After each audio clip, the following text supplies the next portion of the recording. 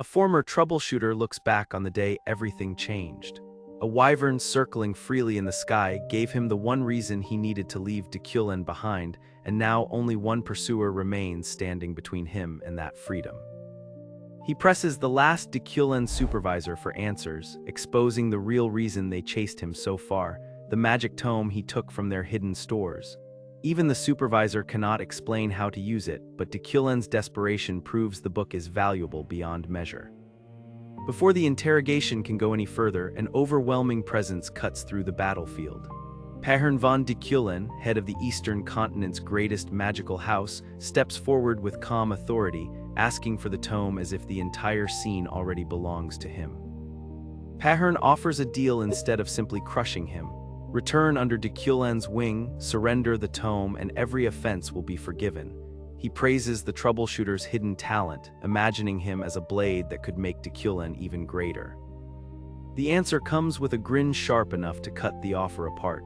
If Pattern wants him back so badly, then he can hand over the head seat first. The insult turns negotiation into a contest neither side intends to back away from.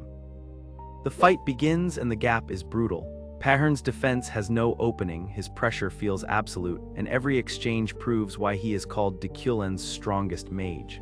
The troubleshooter realizes some distances can be measured just by surviving them. Battered but unbroken, he is offered one more chance to talk. Pattern reveals the real prize is not a return to being a hunting dog, but becoming the head of a vassal family. Dulan wants both the man and the tome. For a moment the offer seems accepted. The tome is handed over, the crimes are wiped away, and Pattern believes his future weapon has chosen obedience. Then flames take the book, and the vassal promise shatters with it. The rebellion was never about money or status. He reveals the truth behind his retirement. A Dulan young master used forbidden magic on his teammates, and the family buried the scandal. He wanted enough money to fulfill what they lost, not to crawl back into a prettier kennel. Pattern answers with Dulan's prized blue flame, a fire said to never go out. But even as it consumes his final chance to escape, the troubleshooter laughs, choosing freedom over a shining leash and refusing to regret a single step. In the flames, he feels freer than he has in years. He accepts that he may not survive, wishing that in another life he can find true freedom and settle everything properly. Then the impossible happens, the world freezes around him. Pattern stops, the flame stops. Only the ruined tome moves, gathering itself like something alive. As the strange power awakens, the man who chose freedom over Dulan realizes this ending may be turning into something far more dangerous. Aster wakes in a place that should only exist in memory. One moment, Dulan's blue flame was swallowing everything. The next, he is younger, stranded in the gray zone, the same place where he once begged through each day before becoming a troubleshooter. His body confirms the impossible. This is still him, only younger. The fire mark on his chest remains, proving the magic tome did something beyond reason. Aster cannot explain the miracle, but he knows one thing for sure: he has returned with another chance. Instead of drowning in confusion, Aster embraces the opportunity. The air stinks, the streets are filthy, and his body is painfully weak, but being alive means potential. With his old experience and a young body, he believes he can finally build something greater than survival. His dream comes from a promise buried in his past. A fellow vagrant once said the cruelest part of the gray zone was not hunger, but being denied education. If they had been allowed to learn, they would not have been trapped beneath noble families as disposable tools. That dream becomes Aster's new ambition. He imagines a tower filled with books, open to anyone regardless of money, status, or birth. More than that, he wants Dulan's secret manual placed at the entrance for every street kid and outcast to read. The fantasy turns sweeter the more he imagines it. If Dulan's treasured knowledge spreads through the gray zone, the noble house will suffer a humiliation it cannot easily erase. The only problem is getting that manual, but Aster leaves that headache to his future self. Before the dream can grow any taller, reality smashes into him. A rough street kid ambushes Aster, and the veteran troubleshooter instantly prepares to repay every hit tenfold. But when he strikes back, his own wrist fails, exposing just how fragile his younger body really is. The beating hurts, but the insult cuts deeper. Aster escapes through a tactical retreat, memorizing the attacker's face and every blow owed. His grand tower can wait because before he challenges noble families, he needs to rebuild a body that cannot even survive a street scuffle. Hunger catches up with him in an alley where a strange child asks if he wants food. The boy looks filthy, but his clothes are too expensive for the gray zone, making Aster suspect he is a noble runaway and a dangerous problem waiting to explode. The child introduces himself as Damien, casually mentioning Bianca and then claiming he has no mother. Aster immediately decides this boy is trouble and tries to walk away, but Damien follows as if the decision has already been made. When Aster's injury draws Damien's attention, the child offers to heal him, and a strange light gathers at his fingertips. Aster recognizes the power as more than a simple magical touch. It is the light of healing, the secret technique of the Blando family, a house tied to Dulan's future downfall. That revelation changes everything. Aster realizes Damien is no ordinary lost child because Blando should still be powerful in this era. Then the pieces snap together, odd eyes, healing power, and the name Damien all point to one future figure. Damien von Blando, remembered as the monster of Blando, is standing in front of him as a clueless child counting ants. Aster stares at the harmless-looking boy and understands his new life has already tangled with something dangerous. Damien's existence could reshape Dulan's future, but first Aster has to survive the walking disaster who refuses to leave his side. Back in his first life, the regressed troubleshooter once visited the Blando estate under Dulan orders, expecting some ordinary monster problem. What he found was worse than an ogre, a person laughing through battle, endlessly restoring himself with Blando healing magic. That terrifying figure was Damien von Blando, the monster of Blando. Now that same Damien is only a strange, hungry kid hiding in a shabby place. The boy realizes Damien is the direct heir and only son of Blando, yet Damien only cares about food. When a pouch full of money appears, friendship suddenly becomes very convenient. The deal is simple: if the boy says they are friends, then they are friends and friends share what they have. Damien accepts the logic with innocent excitement. When he asks what his new friend brings to the table, the answer is shamelessly perfect: he has a friend. After a proper meal and a wash, Damien marvels at the inn because he never understood there could be rooms above a place to eat. Their awkward talk about parents reveals his odd logic: anyone who is not nearby simply does not exist to him. The boy pieces the situation together. Damien ran from his family and has been alone for several days, though his counting is a mess because he includes naps. Keeping him close could build a connection with Blando, help against Dulan, and maybe lead to valuable books. Before chasing that advantage, the boy handles the grudge carved into his chest. He lies down to practice breathing, warning Damien not to disturb him. In his past life, standard troubleshooter magic had limits, so he stole scattered noble arts and searched for a stronger path. The answer is Dulan's heavenly origin technique, a foundational art able to accept every attribute of mana. He once memorized it only for research, but now his younger body can use it. The moment the breathing begins, heat surges through him like molten stone. The pain has purpose. Mana forces through his circuits, burning away impurities like the high-level mana shower used for noble heirs. When the ordeal ends, his circuits are clean and his mana is purer than before. Dulan still feels unreachable, but his odds have finally risen. Morning brings a new disguise for Damien. His platinum hair is covered in brown, his clothes are changed, and the obvious Blando signs vanish enough to avoid easy recognition. With that handled, the boy turns to the old score waiting in the streets. At the hideout, the old gang recognizes the so-called youngest and mocks his new appearance, then notices Damien looks rich. That is all the confirmation the boy needs.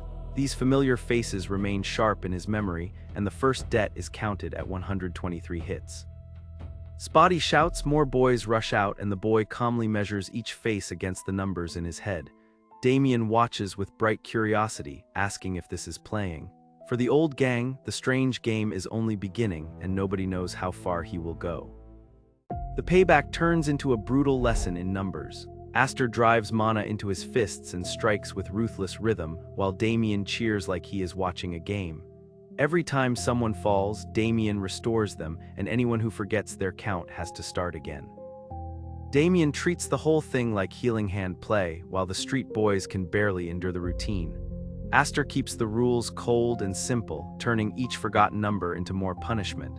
By the end, the gang can only thank him for the day and hope he lets them leave. Aster feels proud after finishing more than 100 hits per person, a challenge even his troubleshooter life never prepared him for. The gang asks to go, then realizes the hideout is still their home. Before that problem can settle, Aster senses someone fast and hidden closing in. The presence feels like a shadow professional, so Aster assumes Damien's pursuer has found them. His mana is too low for a real spell and his body is not ready for a direct fight. Instead, he gathers everything into one tiny compressed mana bullet, betting on a single chance. The figure bursts in, but the threat instantly turns into a kneeling old man calling Damien young master. Alfredo, the Blando family butler, has been searching in panic. Damien resists going back and Aster finally understands the truth. Damien was not being hunted by enemies. He ran from home. Alfredo introduces himself politely and notices how much Damien likes his new friend. He invites Aster to come with them to the Blando family, a strange offer from a noble house. Aster cannot read the motive, but the chance is useful, especially with Zenian Academy and its famous library on the road ahead. A carriage carries them away from the black and white zone, and Aster accepts the detour as a convenient step toward his own library dream. They reach the Blando mansion late, where Alfredo leaves them to rest. Damien is handed over to Lancy, only to panic like he already knows trouble is waiting.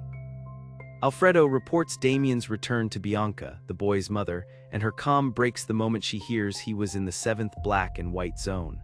Her anger makes one thing clear: anyone who had harmed her son would have faced a final consequence far beyond ordinary punishment. Once Bianca settles, Alfredo brings up the unusual friend Damien made. Aster had noticed Alfredo before he appeared and had already prepared a counterattack with a mana bullet. For a child from the black and white zone, that level of awareness and control is astonishing enough to make Alfredo ask Bianca for a special favor. That favor leads to a bold decision. If Aster's past is clean, Alfredo wants him as a successor, someone who can inherit the position of Blando's butler. He approaches with full confidence, certain that a stray from the black and white zone could never refuse income, honor, and noble authority. Aster's answer shatters every expectation.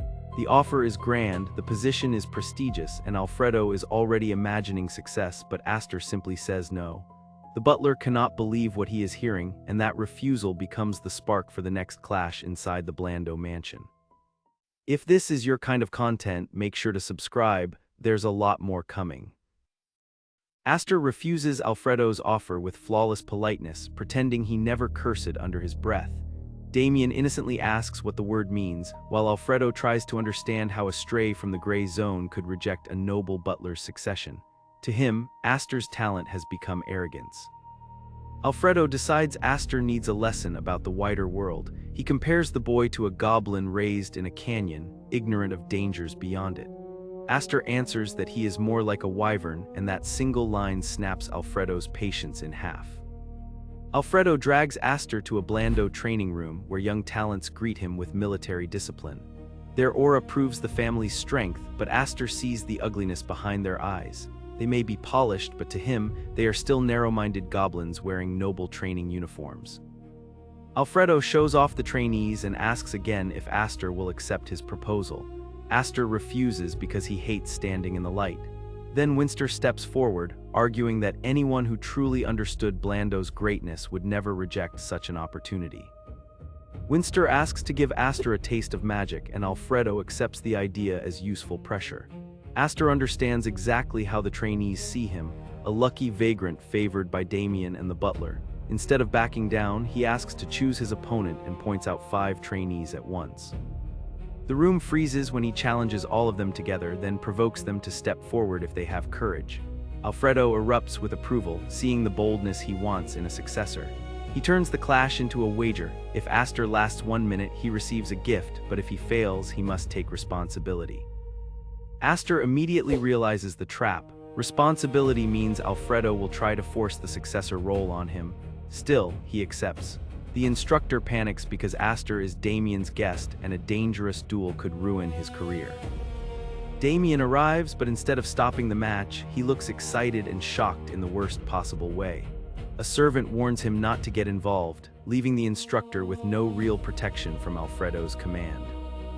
The instructor tries to make the duel safe and turn-based, but but Alfredo changes it into a free-for-all that continues until surrender. The trainees form a protective field, while Winster boils with resentment. He thinks Aster only acts fearless because powerful people pity him, and he plans to expose his true worth. The match begins and Aster ends their confidence instantly. A tiny mana bullet, something dismissed as basic control and useless in real combat, slams into the trainees before they can properly react. Aster proves the first lesson: never underestimate the little guy. Aster's second lesson is colder: never judge people so easily. The trainees realize the basic mana bullets have been compressed into something far more dangerous than expected.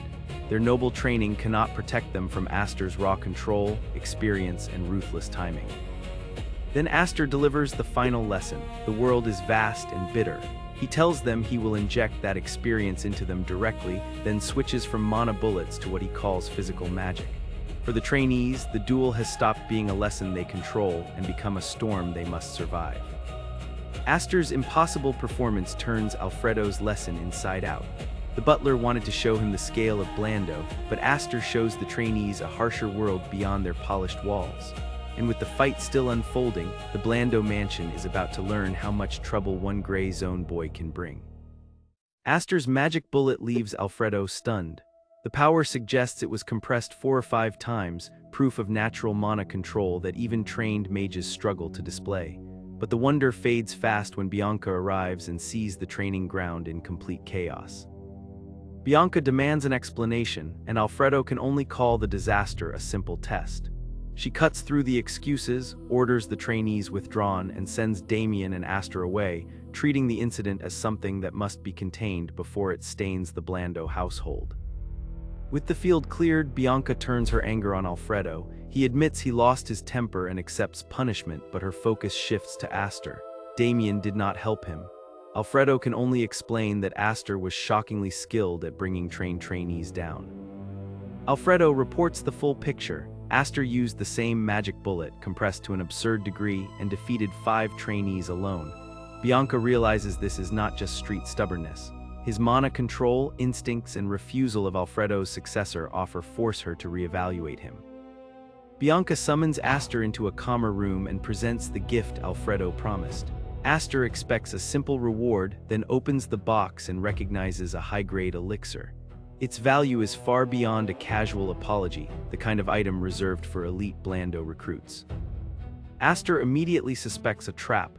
A meal can be kindness, but a high-grade gift usually means an agenda. Bianca insists there are no conditions. It rewards his help with Damien in the gray zone and apologizes for the sparring mess. Only then does Aster accept. The real proposal follows. Bianca offers to arrange academy admission if Aster attends with Damien. Damien had resisted enrollment, even running away before, but his mood changes when Aster is involved. With his friend beside him, the academy suddenly becomes acceptable. Aster sees the advantage right away. In a world moved by family ties, school ties, and connections, academy status could become a powerful tool. Still, the offer feels like a leash. Instead of accepting on the spot, he tells Bianca he will think it over. Before letting the matter rest, Bianca asks why he rejected Alfredo's offer to become his successor. Aster gives the bluntest answer possible: his knees are precious. The room stalls on that bizarre excuse, and his refusal makes one thing clear: Aster will not bend easily. Aster wakes after absorbing the high-grade elixir and immediately feels the difference. Even with only a fraction absorbed, his mana has risen sharply. Thanks to his flameborn physique, the power settles cleanly, without the usual loss or impurity, making the gift more valuable than expected. His decision is practically made. The Academy offers sponsors, connections, resources, and a cleaner path to build his future. But the offer still smells like a trap, so even an opportunity this good keeps him alert instead of relaxed. Trying to clear his head with a run, Aster runs into a platinum blonde young man looking for him. Since Damien is the only direct heir around, Aster guesses this must be a collateral relative and instantly decides this family keeps producing trouble. The stranger lists gray hair and irritating eyes as proof, but Aster plays innocent with absurd confidence. He claims hair changes under light and insists his eyes look harmless.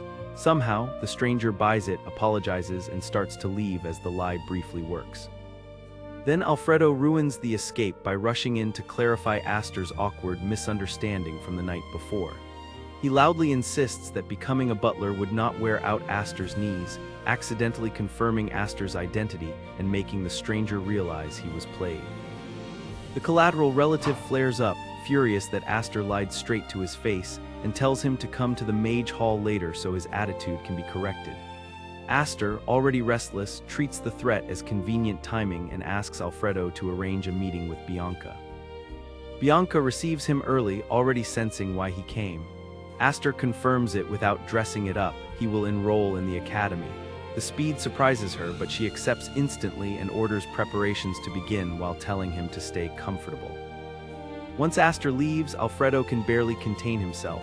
His plan is simple: cover the first semester, wait until academy tuition overwhelms a gray zone vagrant, then appear as the saving sponsor. In Alfredo's mind, that pressure will finally turn Aster into his successor.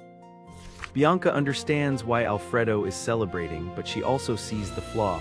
Aster is not someone who can be tied down so easily. Alfredo's confidence comes from the same trick once working on him, which makes her pity him more than trust the scheme. Afterward, Aster heads to the Mage Hall expecting the nuisance from earlier. Instead, the staff already expects him, guides him inside, and even warns him to mind his head. Behind the door waits Hengji von Blando, the troublemaker's older brother, and this meeting feels far bigger than a petty grudge. Inside the Magic Academy, Aster sizes up the scholars he once learned to recognize while infiltrating similar places. Pen holders usually carry the same signs: hidden hairlines, shaved heads, and desperate research into impossible hair-growing magic. Hengji breaks the pattern completely, looking polished, young, and dangerous. Hengji begins with an apology for his younger brother's rudeness, then reveals he serves as the Academy's vice dean. Aster understands what that means. A prestigious family would not give that seat to a relative on name alone, so Hengji must have the skill to match. The conversation turns deceptively pleasant. Hengji congratulates Aster on entering Zenian Academy and mentions his own graduating class, trying to build an academic connection. Then the smile sharpens into purpose as he asks whether Aster would risk his life for a friend. Hengji lays out the bait. If Aster can risk himself for the Blando family's reputation, he will hand over the Light of Healing, a secret treatise at the core of Blando magic. The offer is too valuable to be simple, and Aster immediately smells a trap. Bianca's own view explains why Aster has drawn so much attention. Damien's academy problem is finally easing, and Aster helped make that possible. More importantly, he treats Damien without flattery, carries real talent, and looks like a free bird no ordinary leash can hold. Aster studies Hengji more carefully and finds the real source of his unease. Hengji's bright, transparent eyes show almost nothing, like a flawless mask hiding even from its owner. Once Aster recognizes the mask, the discomfort fades and he prepares to answer. Hengji warns him not to rush because of the reward, but Aster refuses to be cornered. He says he will hear the request, do it if it is possible, and walk away if it is not. Hengji answers that even listening may put his life in danger. When Hengji adds that refusing afterward could let him erase Aster, Aster answers with absurd calm, telling him to just do it. That reaction breaks the test. Hengji declares that Aster passed because he needed someone trustworthy who was not from the Blando family. Hengji explains his low expectations. To him, black and white zone strays seemed all the same. But Bianca's judgment, Damien's attachment, and the clash with his younger brother gave him a clean pretext to bring Aster in and measure what kind of person he truly was.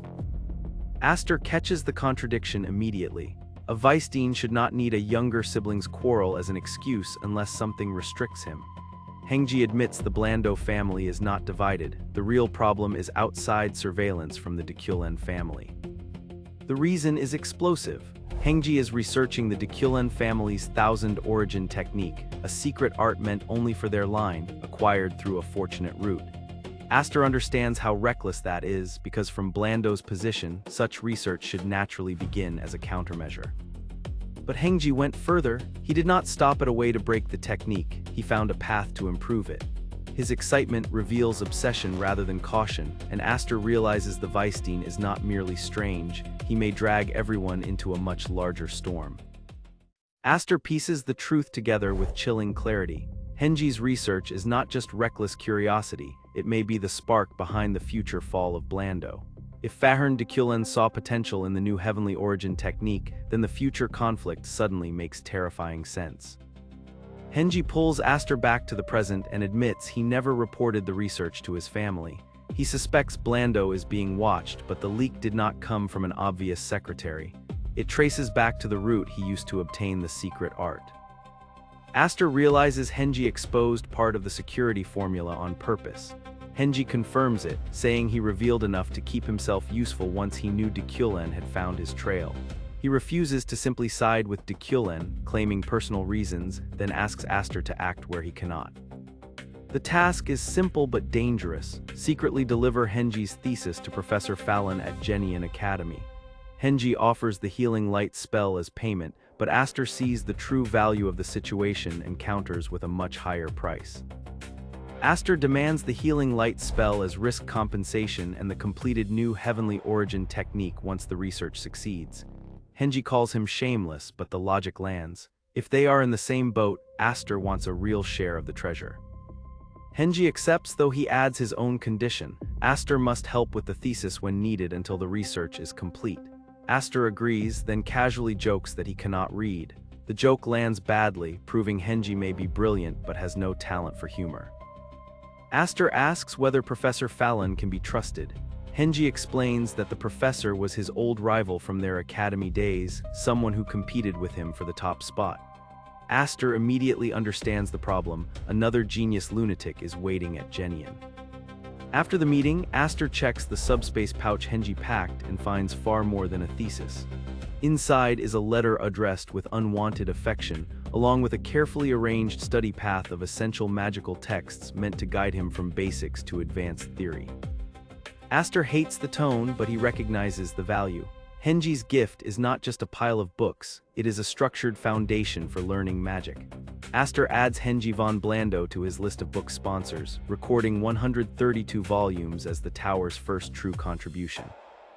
The meaning of the tower changes in Aster's mind. It will not simply store books for the sake of collecting them. It will become a place that offers learning to anyone who seeks it, and Henji's curriculum gives that dream its first shape. Henji, meanwhile, reflects on Aster with growing fascination.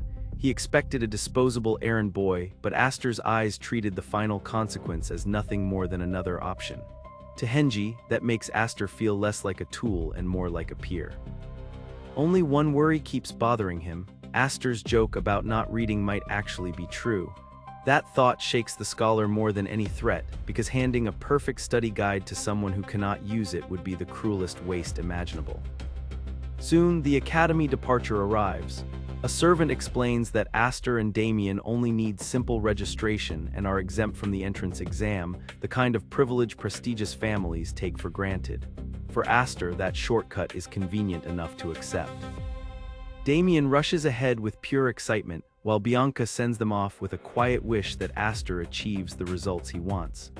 Aster accepts the farewell calmly, because his target is already set far beyond a normal student's dream. Zenian Academy, the greatest academy of the Eastern continent, waits ahead with countless patrons, rivals, and hidden dangers. Aster looks toward that new battlefield and prepares to seize every classmate, every connection, and every chance he can reach. Aster studies Henji's magic curriculum and realizes why the man was considered exceptional. The fundamentals are simple, but every noble house interprets the same principles differently, shaping magic through its own perspective.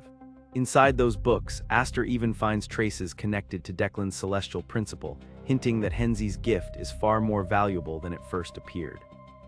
Aster and Damien finally reach Zenian Academy, where the carriage service stops at the gate. Following the founding headmaster's teaching, every new student must enter on foot during admission, no matter their status. The farewell is formal, but the message is clear. Beyond this point, the academy begins testing them. Damien tries to rush Aster toward the entrance ceremony, insisting that Lancey warned them the seats might run out.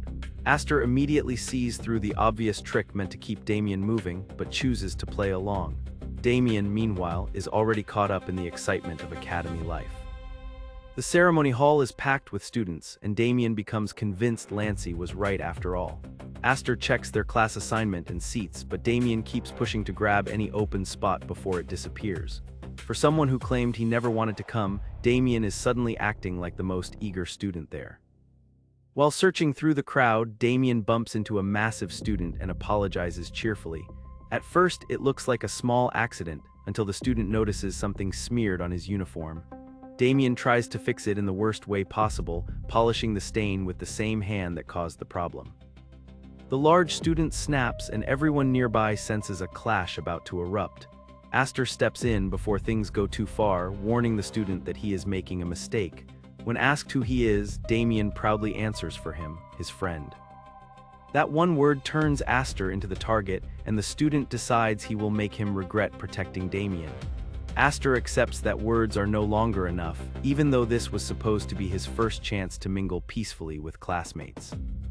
The commotion draws a crowd almost instantly, and the surrounding students treat it less like a problem and more like entertainment. Whispers spread that the big student is Exter, a proud son of House Dalemp, and most expect the noble heir to win. Instead of stopping the confrontation, the students clear space, set up a barrier, and start placing bets. Exter announces his name and lineage, expecting intimidation to do half the work. Aster refuses to answer with a grand bloodline, calling himself nothing more than a guy passing by. Exter takes that as proof he is facing someone beneath him, then offers Aster the first strike as if granting mercy. Aster sees through the performance immediately. Exter talks like someone eager for action, yet keeps stretching the moment with prideful speeches. When Exter taunts him for being scared, Aster throws the insult right back, exposing how much noise is hiding behind the noble heir's confidence. Exter finally loses patience and charges in furious anger. Just before the clash truly begins, Aster drops one more detail that changes everything. He is not alone. Damien is part of this too. What looked like one mage standing against a noble heir is about to become a very different kind of problem. Aster reminds Hixter that this is not a one-on-one fight because Damien is standing with him too. Hixter believes he can handle the punches of a Magic Academy student with ease, but the first exchange shatters that confidence. Aster's blows land far heavier than expected, making Hixter question whether this gray-haired opponent is really just a magician. Then the fight becomes stranger. Damien keeps casting healing magic on Hixter, restoring him every time Aster wears him down. One side is attacking, the other is healing, and Hixter realizes he has been trapped in an absurd rhythm where he cannot escape the pressure cleanly. His confidence gives way to panic. The watching students do not understand what is happening inside the barrier. They keep cheering for Hixter, shouting about Dalenpega's pride and urging him to finish the match quickly. To them, it still looks like the noble heir is putting on a show, but Hixter is the only one feeling the fear behind every exchange. Hixter's anger boils over when he realizes a so-called mere magician is pushing him back. He charges with everything he has, forcing Aster to take the fight seriously for the first time. The crowd roars when Hixter finally lands a clean hit, believing the momentum has turned in his favor. But Aster absorbs the impact and lands lightly, proving the strike did not shake him the way everyone expected. Hixter can feel that his punch connected, yet the force seems strangely dispersed. That impossible calm breaks his rhythm even further, and his next charge becomes more desperate than disciplined. Aster notices Damien's healing magic is still keeping Hixter going, so dragging the fight out is pointless. To end it cleanly, he decides he needs one decisive strike strong enough to knock Hixter out at once. He begins adjusting his power with cold precision while Hixter rushes in. Aster unleashes Collision Style, a technique from his previous life created with his comrades. It uses magical particles, but it is neither ordinary magic nor martial arts. By extracting energy from Collision itself, Aster turns one focused strike into a devastating shock that stops Hixter's charge completely. The hall falls silent as Hixter goes down, and no one can process what they just witnessed. A magic student has overpowered a proud warrior heir in close combat, and the result feels impossible. Then Aster raises his fist and demands a reaction, turning stunned silence into explosive cheers. The crowd erupts, half in disbelief and half in excitement. Students shout over the upset, bettors celebrate, and even those who backed Hixter get swept up in the spectacle. Damien celebrates as if their teamwork was perfectly planned, while Aster can only accept the strange victory and tell him to stop acting so ridiculous. The celebration collapses the moment a faculty member forces his way through the crowd. He demands to know who started a fight on the very first day, and Aster immediately calculates ways to slip away. With so many students involved and everyone entertained, disappearing into the crowd should be easy. Damien ruins that escape in the most Damien way possible. Instead of hiding, he proudly raises his hand and announces that they were the ones responsible. Aster tries to stop him, but it is already too late. The faculty member locks onto them, and Aster has no choice but to raise his hand too. What should have been a clean getaway becomes a public confession. Aster and Damien have won the fight, but now the Academy knows exactly who caused the chaos. Their first day has already turned them into a problem, and the next consequence is marching straight toward them. Aster and Damien are dragged before the faculty after confessing to the entrance ceremony fight. Since they admitted it honestly and Hickster was not badly hurt, the staff lets them off without a penalty. The warning is still sharp. From now on, the Academy will be watching them closely. They return to the ceremony hall just in time, only to find every eye fixed on them. Rumors spread fast that a magic track student beat a martial artist with a body that looked anything but trained. Damien waves like he has become famous, while Aster quietly suffers through the attention. The headmaster begins the entrance address, but his speech stretches on endlessly. He piles one formal phrase after another until the hall starts wilting under the weight of it. Damien gives in completely and starts drooling, forcing Aster to deal with him before anyone notices too much. Just when the speech seems impossible to endure, an urgent message interrupts the headmaster. He leaves the stage with sudden apologies and the ceremony continues under Jera. Her voice snaps the hall awake, replacing the endless speech with direct command and moving the event forward at last. The freshman oath begins with the Magic Division representative, Dahlia Dedine. Her appearance sparks whispers because the Dine family is one of the East's most renowned mage houses, second only to Declan. Students wonder why someone like her took the entrance exam, but Aster understands her talent is not the issue. Aster recognizes Dahlia from his future memories as a capable mage and a complicated ally from his troubleshooter days. They were never exactly close, but her presence in this year's class is still a pleasant surprise. The Academy suddenly feels filled with people who may matter far beyond ordinary student life. The martial arts representative steps forward next. Pola, a student with no family name, announced. That detail makes the nobles uncomfortable, because a commoner standing at the front means ability has forced open the door status usually guards. The oath ends with both representatives marking the start of Class 172. As the ceremony shifts to professor introductions, Aster feels Dahlia's gaze lingering on him. She even stumbles while looking his way, but he chooses not to dwell on it. His focus moves to the one name he has been waiting for, the professor tied to the Magic Principles course. Professor Farron finally introduces himself as the instructor for the basic principles of magology. Aster expected someone with Henzi's atmosphere, but Farron feels completely different. Still, Aster reminds himself not to judge too quickly, because a polished social mask can hide far more than it reveals. The ceremony ends and the students are sent toward their assigned dormitories. Damien wakes up confused, so Aster teases him by claiming he was expelled for sleeping. The joke works too well, sending Damien into instant panic before Aster pulls him back to reality and gets him moving. Aster reaches his room on the top floor and immediately studies the Academy's setup. The room is simple but impressive, stocked with standardized supplies meant to hide status differences among students. Equal items cannot erase hierarchy forever, but the Academy is clearly trying to make everyone begin from the same line. Then Aster meets his roommate Pola, the martial arts representative from the ceremony. Pola's first demand is silence and distance, no meddling, no unnecessary talking, and no crossing each other's boundaries. The Academy day may be ending, but Aster's new room has already become another quiet battlefield. The story only gets better from here. Subscribe to the channel and ring the bell so you don't miss the next recap. Aster's new roommate makes the rules immediately clear. No meddling, no late-night chatter, and no getting involved in each other's business. But Aster says nothing, and that silence only makes Pola more uneasy.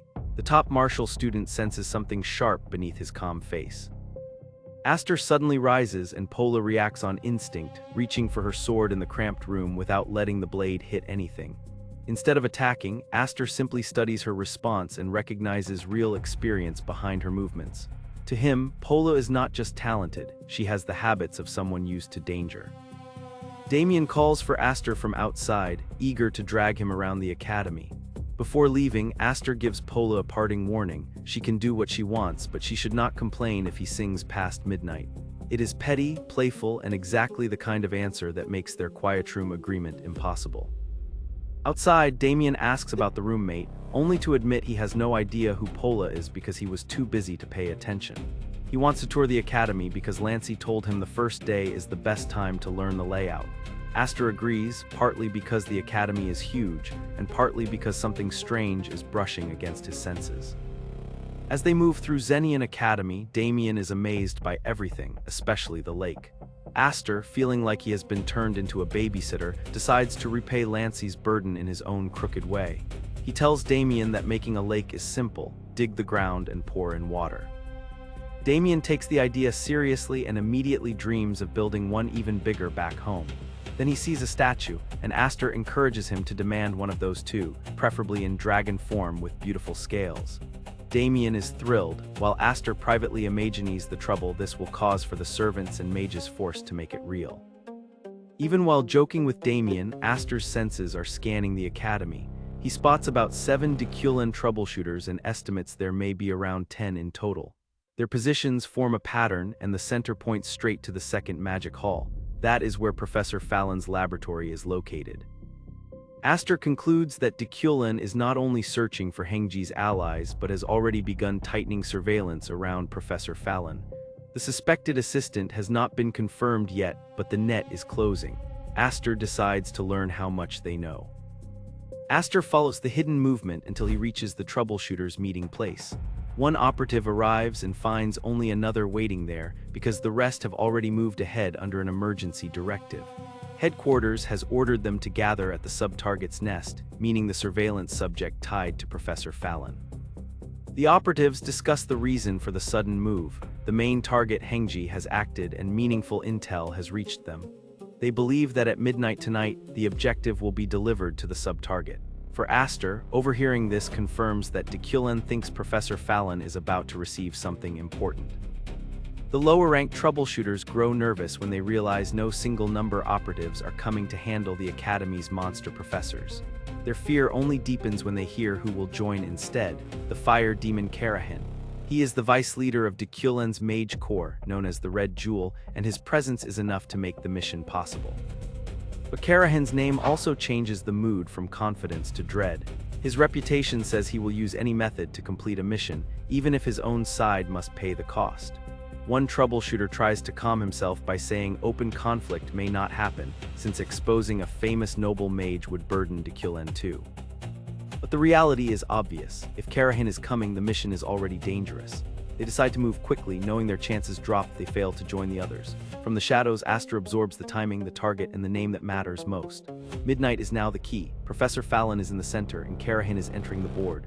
What began as a casual academy tour has turned into a Dulan operation, and Aster now knows exactly where the next storm will gather. Aster thinks back to Karahin, a mage already feared even during his previous active days.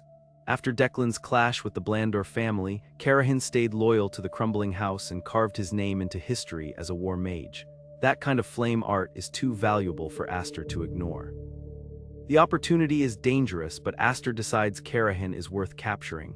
His magic belongs to Declan's flame arts arcana, and learning from it could become an unexpected gain. Still, one problem bothers Aster. The thesis from Hengji is already in his hands, so the delivery Dulan expects tonight should not exist.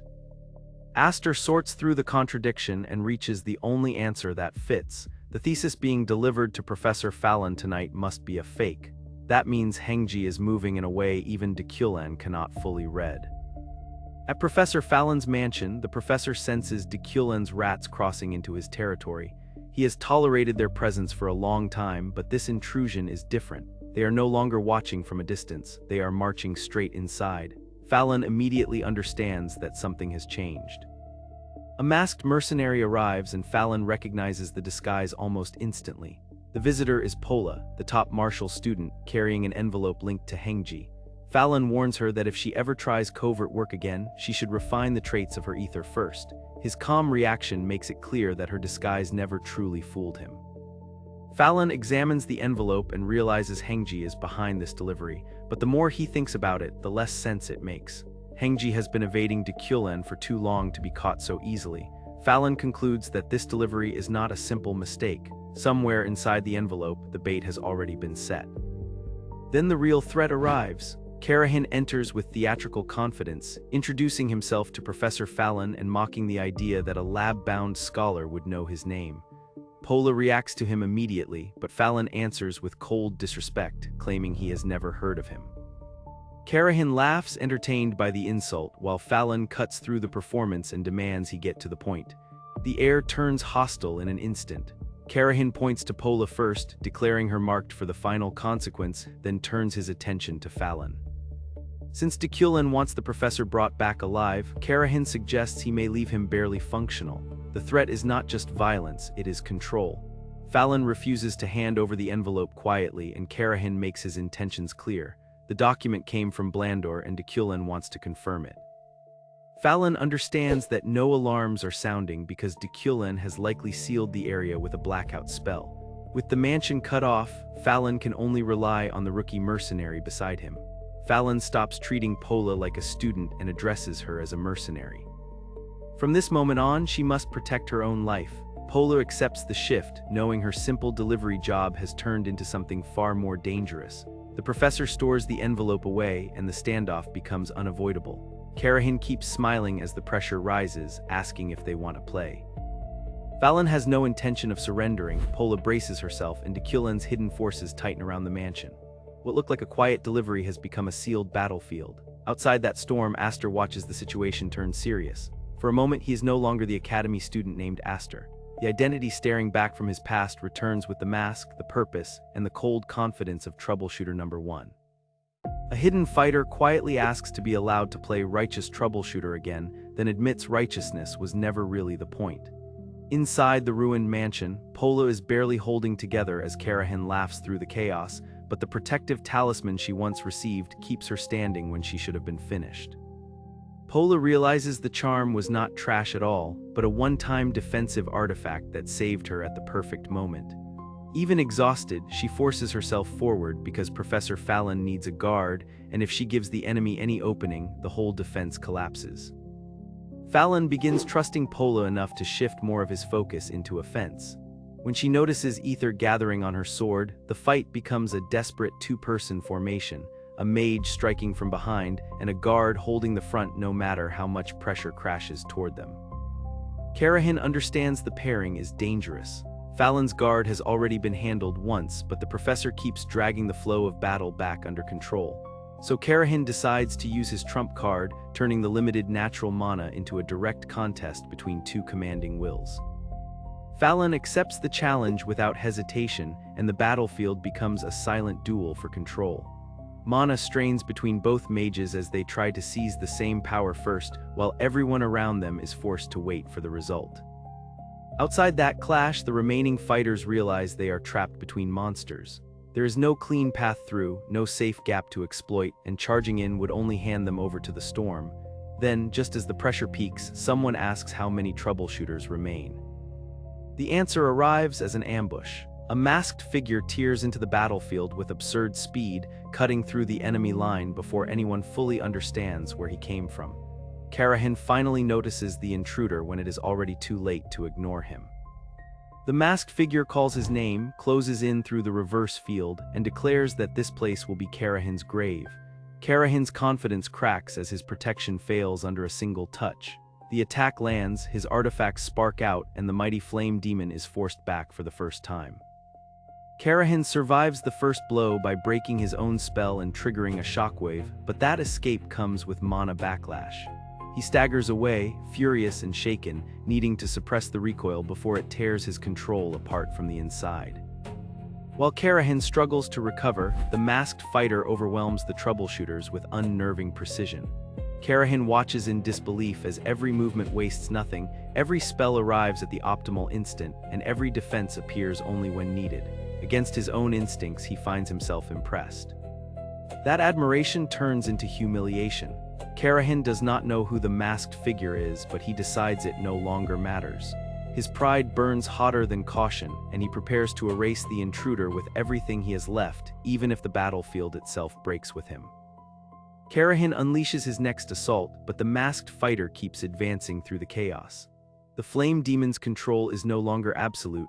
Fallon and Pola have survived long enough for the real threat to arrive, and the mansion's battle shifts toward a final clash Karahin can no longer command. Karahin throws everything into one overwhelming spell, determined to erase the masked intruder even if his own troubleshooters are caught in the blast. For him, they are disposable pieces. The mission comes first, and the masked man has become the biggest obstacle standing between him and Professor Fallon. For one breath, Karahin thinks the attack connected. Then the masked figure answers from inside the aftermath, asking if that was all. He reads Karahin perfectly, a wild lunatic on the surface but cold and snake-like underneath, the kind of man willing to sacrifice allies without blinking. The masked fighter exposes the flaw in Karahin's cruelty. Karahin's final spell was meant to erase the intruder and thin out the battlefield, but that cold decision creates the opening he needed. The masked man closes in, turns Karahin's overconfidence against him, and brings the flame demon down. With Karahin fallen, the masked fighter admits the outcome was risky. Any ordinary mage would have been crushed by the ambush, but Karahin still countered with terrifying reflexes. If he had dragged the fight into a long war with the remaining troubleshooters, Aster's limited mana reserves would have become a real problem. Instead of lingering on victory, Aster searches Karahin and finds exactly what he expected, a spatial pouch protected by owner recognition. Battle mages do not trust others with their grimoires, so whatever Karahin carried can be opened later, once the lock is removed. Professor Fallon finally steps in, late but not idle, after freezing the remaining rats in place. Suspicion snaps between him and the masked intruder immediately. Fallon wonders if he has simply traded one threat for another, but Aster points out that someone who just took out Dulan's ally is not likely to be on Dulan's side. Fallon connects the insult, the timing, and the strategy, realizing Henge must be involved. Aster pieces the trap together. The paper delivered earlier was probably a fake bait meant to draw Dulan into open action. By exposing them, Henge could force tighter security around Hagen and the Academy while weakening their influence. The bigger problem is what the delayed response reveals. Even with blackout magic, the fight was too intense to miss, yet the Imperial Knights still have not arrived. Aster concludes Dulan likely interfered with them too, which makes Fallon ask the key question at last, whether this masked figure is the real courier. Aster hands over the true thesis, and Fallon immediately realizes he knows far more than a normal messenger should. For a moment, the air tightens like another fight could begin, but Aster calmly warns that losing a useful ally would be a waste. Fallon accepts the paper and chooses restraint. Trust still needs a price, so Fallon asks what Aster wants in return. Aster's answer is not gold, status, or protection. He wants a book from Fallon's perspective on arcane science, one step toward a tall tower filled with knowledge anyone can read. The request catches Fallon off guard, but the idea interests him. Their alliance becomes practical instead of friendly, one thesis delivered, one future book promised, and a way to stay in contact. Aster gives Fallon linked communication crystals, explaining that breaking one shard calls him, while breaking more than one means serious trouble. The exchange almost turns awkward when the phrasing sounds too personal, but the agreement holds. Not long afterward, the Imperial Knights arrive, secure the area, and evacuate Academy students to prevent another attack. That gives Aster the perfect excuse to vanish back into the crowd. With Karahin and the troubleshooters as evidence, Dulan will have to stay quiet for a while. Back among the students, Damien immediately notices Aster looks rough and offers healing. Aster's mind is elsewhere. During Karahin's spell, his sigil reacted through the barrier, not by simply making it stronger, but by creating something like rejection phenomenon, the elemental trick that keeps a caster safe from their own magic. The mystery bothers him more than the battle. The sigil almost never responds, so why did it activate against Karahin's fire, and what exactly triggered it? Aster decides the answer may be hidden in the Great Academy Library, Lafayette, but before he can chase that clue, ordinary school life crashes back in. A friendly student named Chenbai approaches and introduces himself. Chenbai seems harmless at first, but his comment about Aster fighting well instantly sharpens the mood. Aster wonders whether Chenbai saw too much and whether this new classmate is a loose end. The battlefield may be over, but one careless question could expose everything. Chenbai's casual praise instantly puts Aster on guard, but the danger turns out to be smaller than he feared. Chenbai only saw the entrance ceremony fight, not the masked battle from the night before, and to Aster's surprise, that public clash has made his name spread through the academy. Chenbai admits he wants to stay near Aster because he has not found a group yet. The academy claims equal treatment for every student, but the students still divide by status and wealth. Coming from a poor family, Chenbai naturally lingers at the edge, cheerful but clearly nervous. Aster lets him stay, partly because it costs nothing and partly because Chenbai feels unusually normal. After dealing with conspirators, ruthless mages, and chaotic allies, a simple conversation feels almost strange. Ordinary academy life finally begins, and for once, that quiet normalcy feels like something worth noticing. The next morning, Chenbai greets Aster and Damien as if they are already friends, while Damien can barely stay awake. Even after the chaos from the previous day, classes continue without mercy, and Aster watches Chenbai more carefully, confirming that he is neither noble nor wealthy, but still bright and steady. Chenbai brings fresh gossip. Their M3 homeroom professor is the famous Professor Jira. Aster remembers her from the entrance ceremony, and before the class can settle, she appears with an imposing presence, brushing off yesterday's disturbance and ordering everyone to focus on their studies. Jira announces that the first lesson will begin with mana measurement, then immediately turns the room toward a question. Which matters more, mana quantity or mana quality? Arjun gives the textbook answer, saying quality matters more when two mages are otherwise equal, because it shapes accuracy, stability, and power. The answer is solid, but the assistant professor's reaction chills the room. Instead of praising Arjun, Yorvira asks about her family and clicks her tongue, making the students realize this lesson is not as simple as it looks. Another student, Ipple, argues that mana quantity can matter more in large-scale battles, and that answer is also reasonable. Yet Yorvira repeats the same cold routine, asking about family background instead of engaging with the answer. Confusion spreads as students try to guess the response she wants and fail every time. The questioning becomes an interrogation. Students offer casting speed, determination, and other answers, only for Yorvira to cut past each one and press them about family. Aster studies the pattern, irritated but curious, wondering what answer could possibly break this strange test. Then Yorvira reveals the point. There was never one correct answer. What she wanted to expose was how quickly the students abandon their own convictions to search for approval. A true mage, she insists, must keep their will steady no matter who is watching or judging them. The room absorbs the lesson in stunned silence, and even Aster admits the method worked, twisted as it was. Yorvira immediately rewards Arjun by naming her the M3 Magic Division representative and assigning her to record everyone's mana levels. The sudden praise flips the mood, turning humiliation into motivation, and the students begin to understand that the assistant professor's cruelty has a deliberate edge. Then the real device is revealed. A rare mana measurement machine stands before the class, covered in runes and fitted with a crystal orb. The students react with awe, knowing such tools are difficult to obtain, and Yorvira tells them it is finally time to discover their own levels. Excitement floods the room, but Aster stays cautious. After the strange lesson, the machine feels less like a harmless classroom tool and more like another trap for pride, insecurity, and hidden talent. Yorvira's final remark cuts through the excitement. Among them, there might be a monster. The students hear it as a thrilling challenge, but Aster knows better than most what that word can mean. The first measurement is about to begin, and one result could change how everyone in M3 looks at each other. Arjun steps up first, nervous but obedient, and channels mana into the crystal orb. The strange device lights up with symbols, but Yorvi points everyone to the number in the center, a refinement index that measures mana quality from level 1 to 10. Arjun reaches level 4, already above the previous freshman average. Her total mana comes in at level 17, also slightly above average, and Yorvi praises her diligence. The class sees the device's purpose clearly now. It turns vague talent into numbers, and those numbers immediately make everyone compare themselves. Even Aster can already imagine Arjun being pulled deeper into academy work someday. Professor Zyra leaves the rest of the measurement to Yorvi, and the students begin taking turns. Some worry about breathing technique, others about refinement, and the atmosphere turns noisy again. Then Furion Dedinai steps forward, and the room erupts when her refinement index hits level 6 and her total mana reaches level 20. Furion's results carry the weight of the Dinai name, and Yorvi praises them as excellent for a noble family heir. The score is impressive, though her total mana falls short compared to her refinement. Aster notes the noble pride immediately, especially the way her full name is presented like a declaration.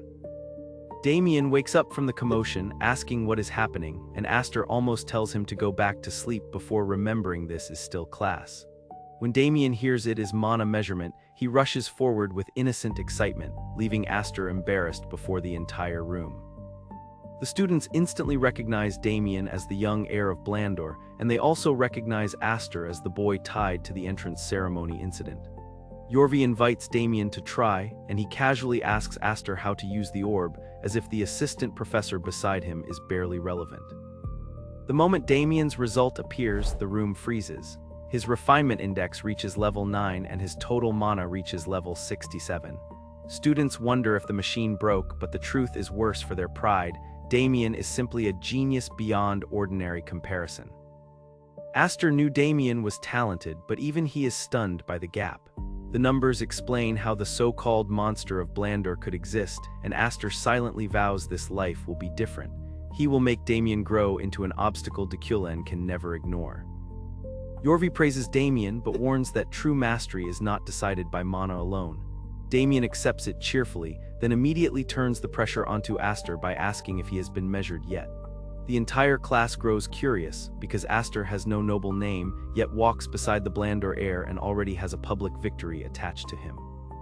Aster decides the safest move is to look average. He places his hand on the orb and carefully adjusts his mana property, trying to release only enough to pass unnoticed. But the standard is set too low, and the refinement number climbs until the device flashes level 10 and throws a threshold-exceeded error. The room stares in confusion, while Damien beams with pure admiration. Aster quickly pushes the idea that it was a malfunction, but Damien ruins the cover by insisting the result is correct. Yorvi resets the device, and Aster prepares to bury the truth more carefully. On the second attempt, Aster makes his mana rougher and lowers the output perfectly. The display settles at refinement level 3 and total mana level 15, matching the old freshman average so neatly that most students accept the first reading as an error. Aster smiles like nothing happened.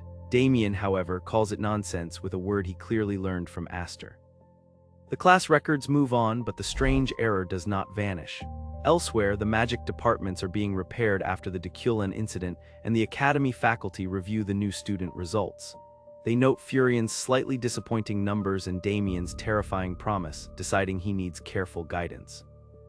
Then Aster's file catches attention. The report says his first measurement was repeated because of an initial error, but the code reveals the truth. The preset threshold was exceeded. Professor Felina understands the device too well to dismiss it, and Professor Jira also fixes her attention on Aster. He tried to become invisible by looking average, but now the very people he hoped to avoid are watching him closely. Damien toys with a mana control test like it is a game, reshaping his creation into a more dynamic dragon, while Chenbai quietly realizes how wide the world is. Aster tells him to face reality and move forward, and Damien admits the academy already feels worth choosing. In a private training room, Aster finally opens Karahin's spatial pocket after a month of sneaking around its security magic. The delay was annoying but not wasted. He has absorbed Blando's elixir into mana form and gathered useful academy knowledge along the way. Aster sorts through the pocket's contents, finding a potion he cannot safely use and a defensive artifact with respectable protection.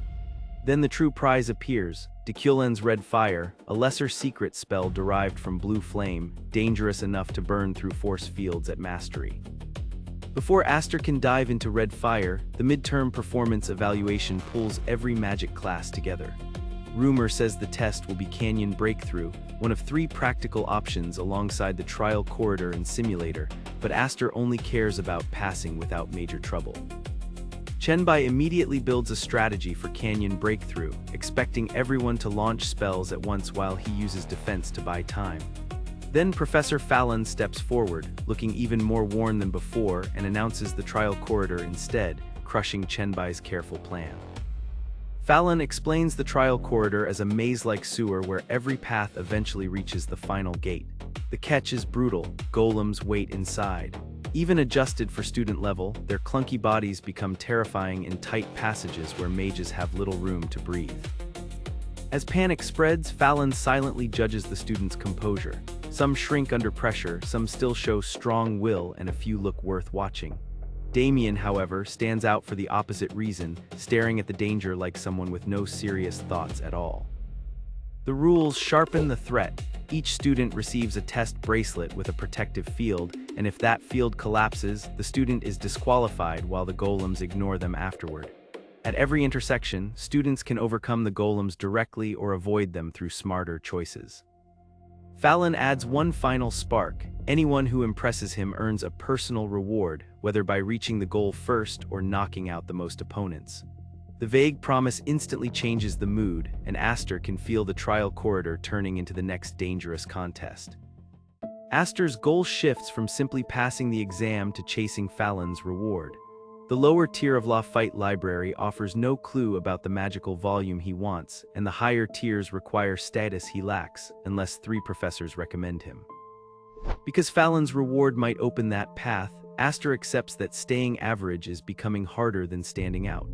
He has already memorized the trial corridor's cross-section, while the other students turn preparation time into chaos, asking for bomb flowers, firestones, and even golem controllers. Most tricks are denied, but Damien still makes his move. He asks for 20 vine seeds, calmly insisting he can use plant magic despite having no primary element.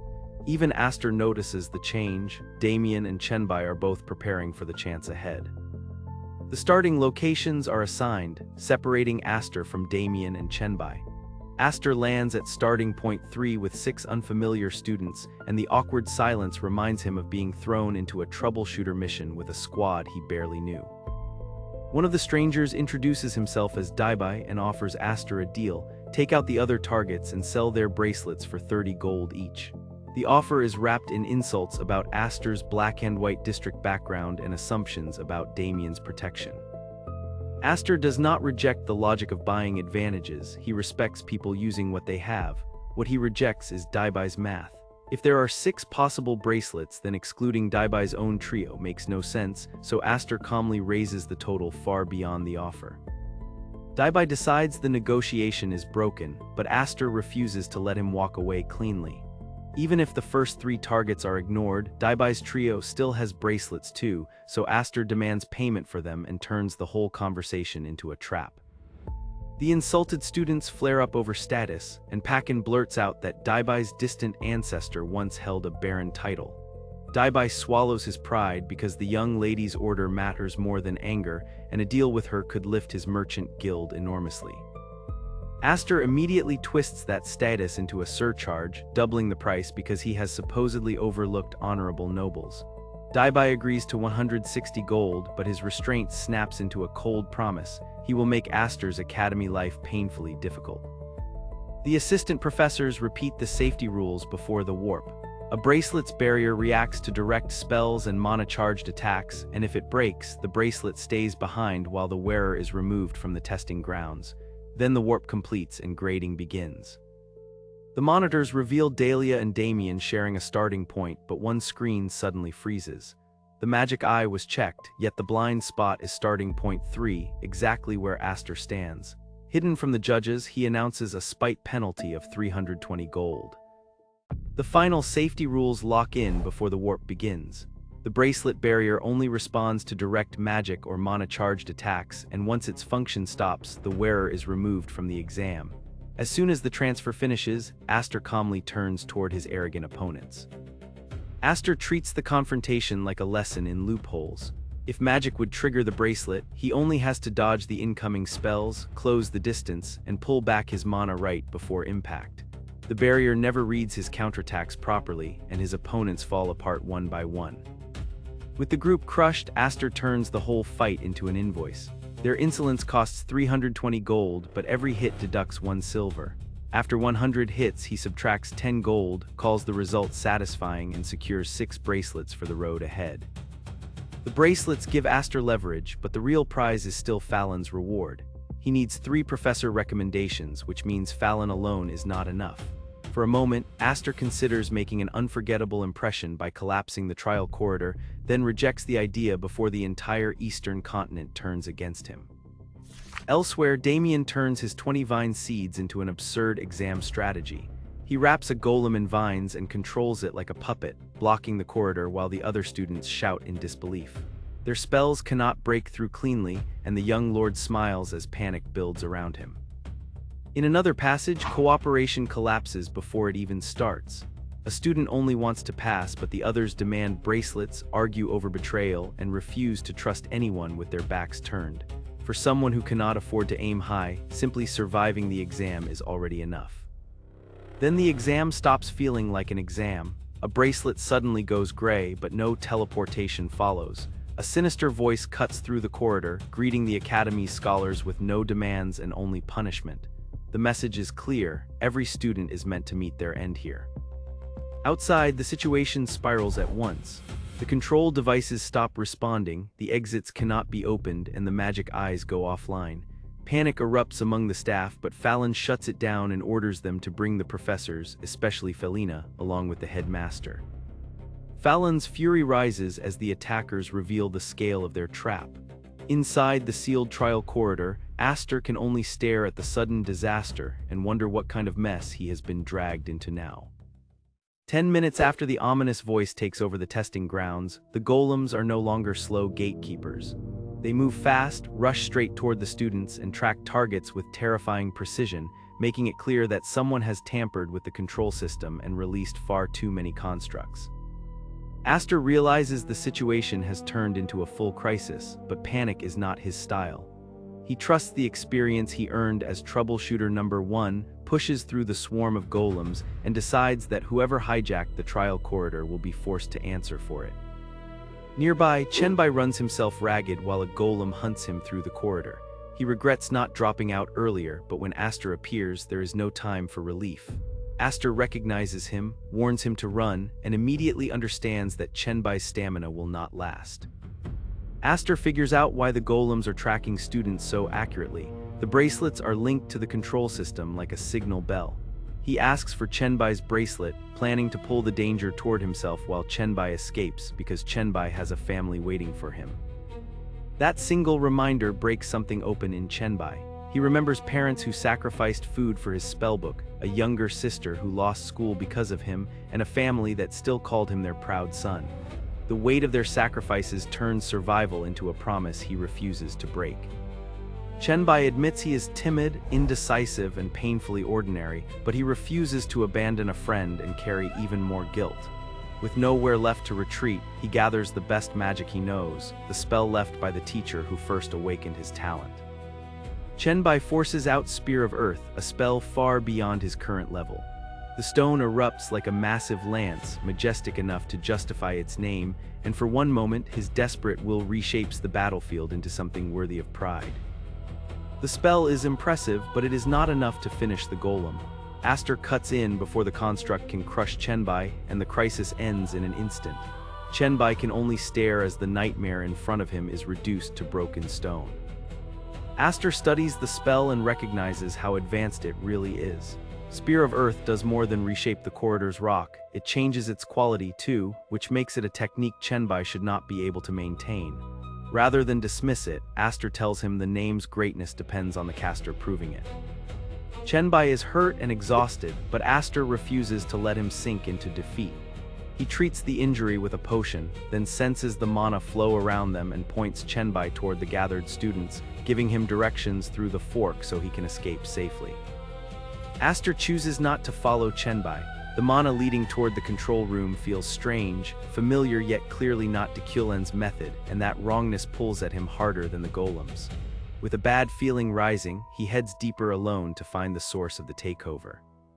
Aster finally recognizes the wrongness spreading through the trial corridor. It is not Dulan's method, but something just as foul, a demonic realm. The demonic energy and the cursed beasts born from it are old terrors, the kind of disaster the continent should never have to see again. In the inner control room, Friesen celebrates like a man who has waited his whole life for this moment. His ancient artifact has severed the space, eroded it with demonic energy, and turned the corridor into a functioning demonic realm while he laughs over the success.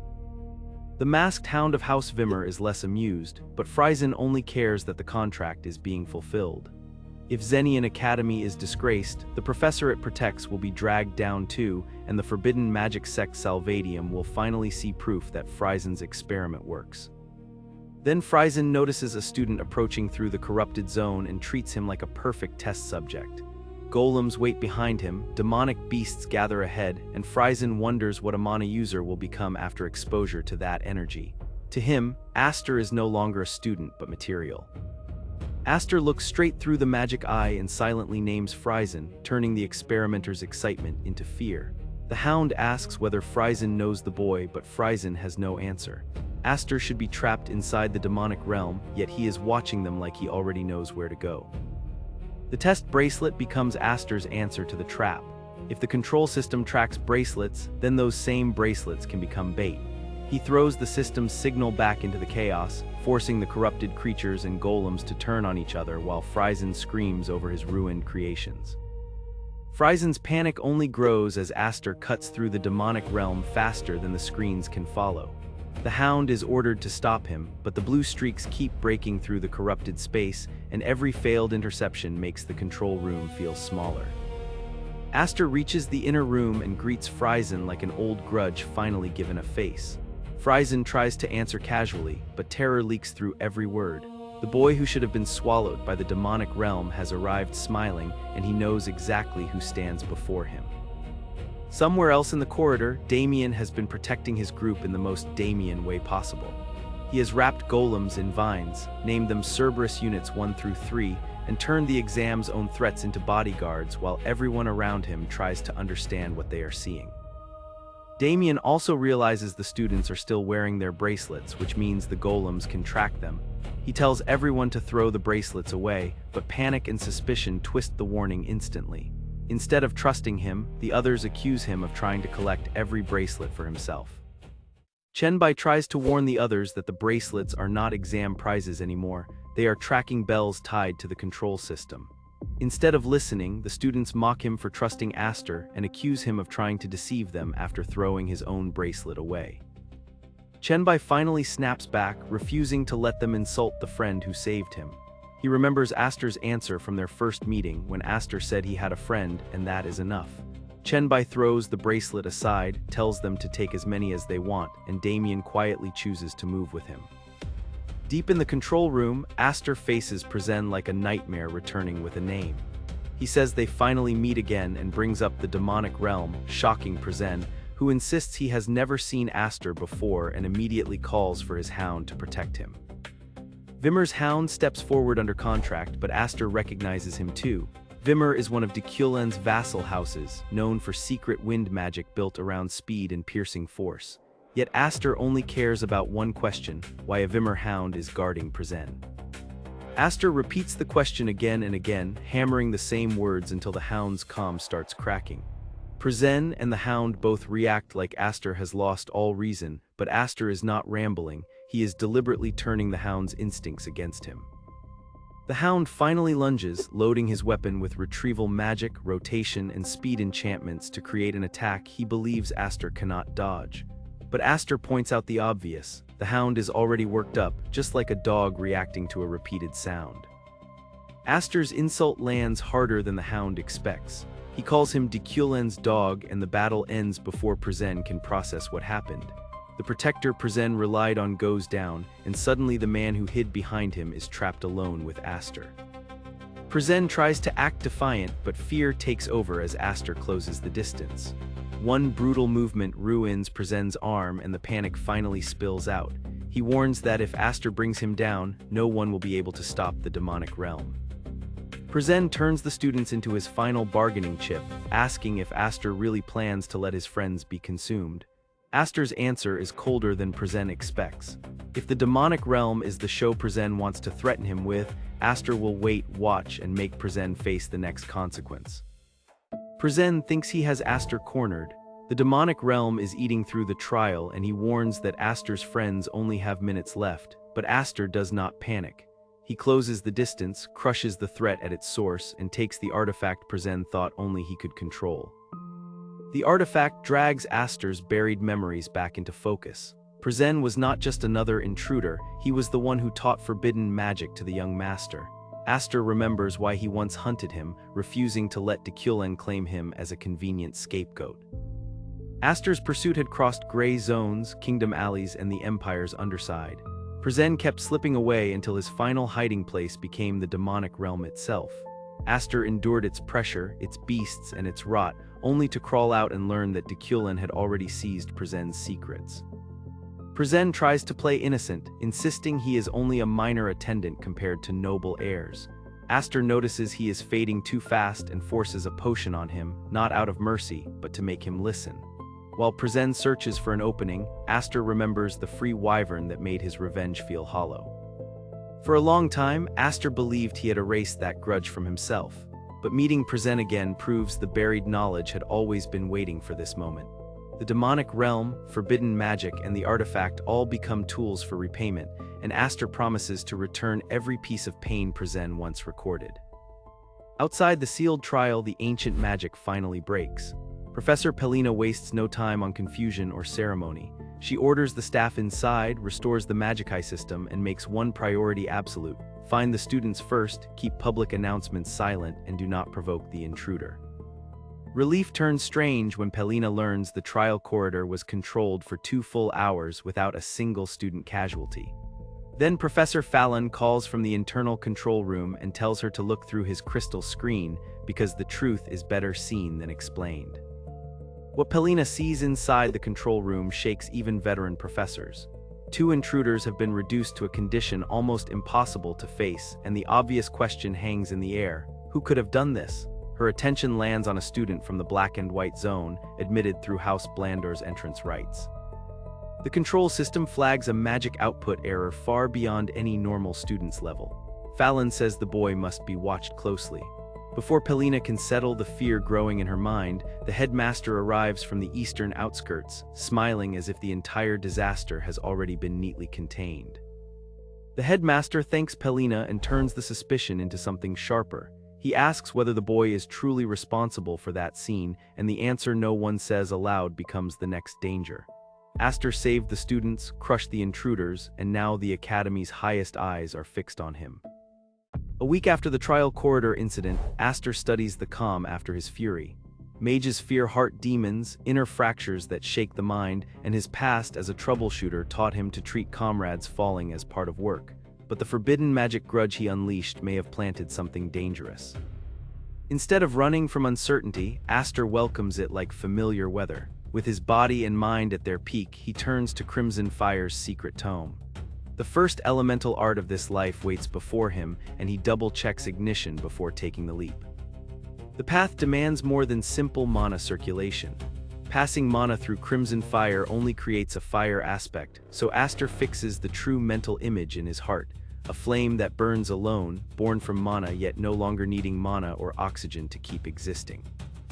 Ignition answers him with raw force. Compared to his usual mana, the fire-aspected power is far stronger, but it resists compression almost immediately. Collision-type casting is too risky for now, yet Aster still gains something priceless. Fire has been added to his foundation. Power alone is not enough. Aster needs a spell worth using, and fire magic gives him room to improvise, but before he can move further, an obvious pressure enters the space. Whoever is approaching wants to be noticed, and that confidence already feels dangerous. The old man steps out and praises Aster's perception, his control, and Professor Felina's suspicion. Aster recognizes him as the Academy's principal, only to be corrected, call him headmaster. The polite, harmless figure from the Grand Hall now feels like a monster wearing a smile. Aster tells himself he would rather break than bend, then immediately bows so deeply that survival looks like perfect manners. When he tries to use volume as a rescue signal, the headmaster calmly reveals that every surrounding sound has already been blocked. The headmaster says he has questions, and the air turns into a cage. It is not a spell, but mana pressure so pure that Aster can barely move. Instead of panicking, he reads the flow, aligns his own mana, slips through the binding, and admits he handled the trial corridor rats. The headmaster is stunned that Aster does not hide it. The secret is dangerous, but not heavy enough to bury, and Aster says as much. The old man's mood snaps between threat and amusement before he chooses a different test. He will ask, and Aster will answer what he can. The interrogation shifts into something stranger. The headmaster sits like a field mage and asks whether Aster knows of a wyvern that became a meal. Then he calls him Junior, forcing Aster into a battlefield logic where strength decides etiquette, and Aster reluctantly accepts the title. Behind the madness, Aster finally reads the headmaster's eyes. The hostility is not aimed at him, but at the intruders who caused the trial corridor disaster. That changes the room completely, because the next answer may turn this terrifying old mage into either judge or weapon. The headmaster's question turns deadly serious.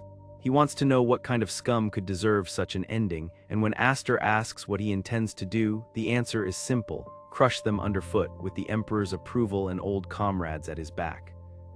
Aster understands what that means. The headmaster's old comrades are not ordinary fighters, but war mages and knights from a harsher era. Aster first points toward Dulan, but the headmaster instantly catches the insolence in his answer and warns that clever wording will not save him. Forced to be clearer, Aster names Vimmer and Friesen. One belongs to the power behind the incident, and the other is the Magitech engineer tied to the artifact. The headmaster asks for evidence and how Aster knows, but their exchange becomes a battle of sharp tongues instead of clean answers. Aster gives everything he can while hiding the truths he cannot reveal: regression and the grimoire. What matters most is the headmaster's fury. It is not performative, and it is not aimed at Aster. The old war mage is genuinely enraged by those who touched the academy. Their talk shifts from interrogation to Aster's dream of building a library as tall as a tower.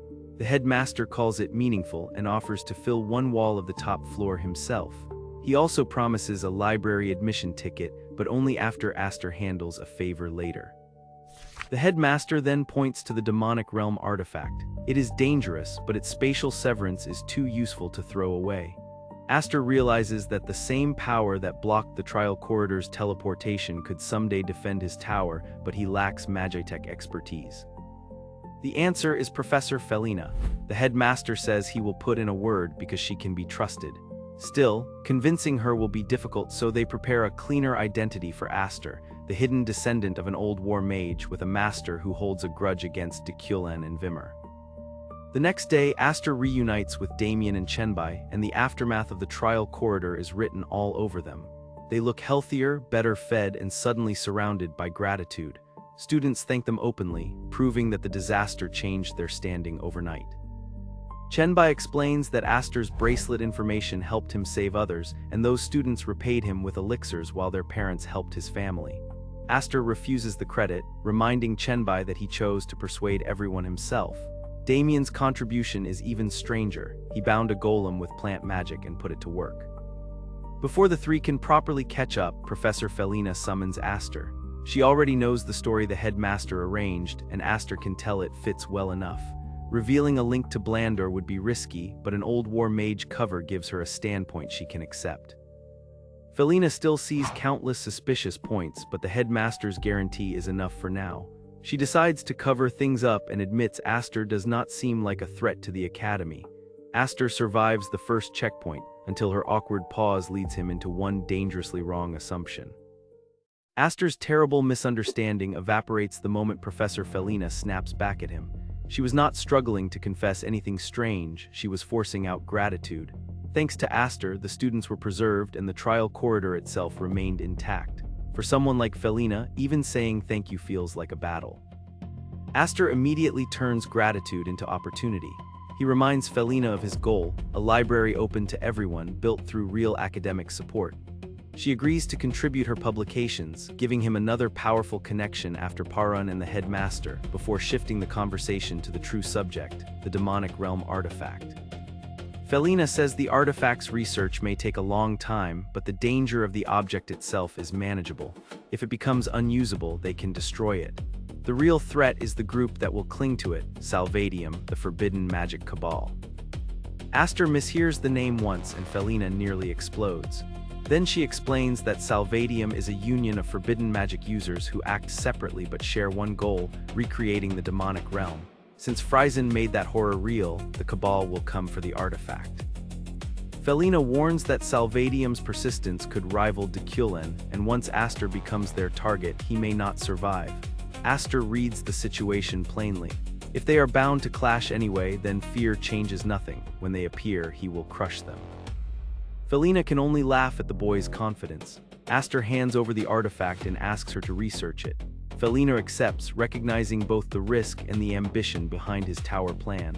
Just as the matter settles, an assistant professor bursts in with urgent news. The head of House Dulan has arrived at the academy. The academy locks down instantly. Defenses tighten, parents of injured students are controlled, and students are sent back to their dormitories. The name alone is enough to shake the campus because the visitor is no ordinary noble. Fahern von Dulan, an archmage at 30 and the current head of his family, enters like a deliberate insult. Academy tradition says even royalty should touch the ground within its walls, yet Fahern remains on the coachman's seat, lowering himself just enough that no one can challenge him while still trampling custom beneath the carriage. The headmaster sees through the performance at once.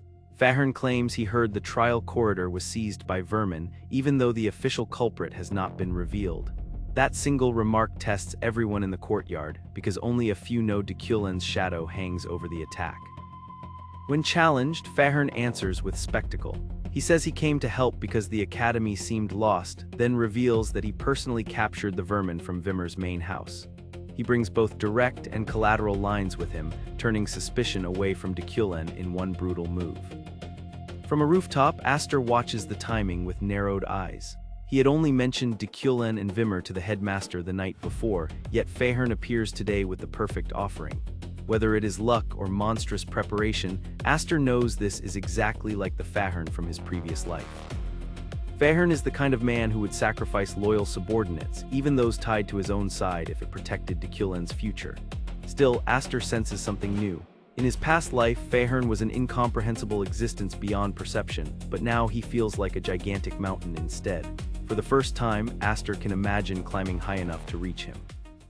Several days pass and the academy starts buzzing again after the trial corridor incident.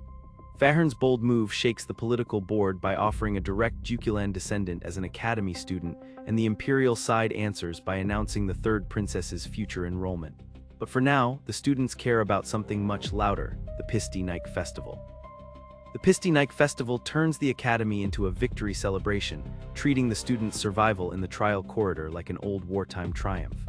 Stalls fill the grounds, off-duty mercenaries laugh over drinking contests, and Damien immediately tries to jump in before the academy-wide announcement redirects everyone toward the award ceremony at Sage Hall. Aster does not care much for empty ceremony, but rewards are different. When the announcement calls everyone to gather, he decides that anyone who did the work deserves payment, and he heads over with one clear goal in mind: collect what the academy owes him. The award recipients are called one by one: Dahlia de Dinai, Damien von Blandor, Eveline de Plancher, Chenbai, and Aster. Aster notices Eveline, the Goldrin Trading Company's daughter, and finds something suspicious about her recognition, but student testimony backs her contribution, so he lets it pass. Aster receives his prize with perfect manners, but his attention is fixed on the real reward, a top-grade elixir. When he casually asks whether the metal box must be returned, Schwerz warns him not to throw it away, turning their quiet exchange into another sharp little clash between senior and junior.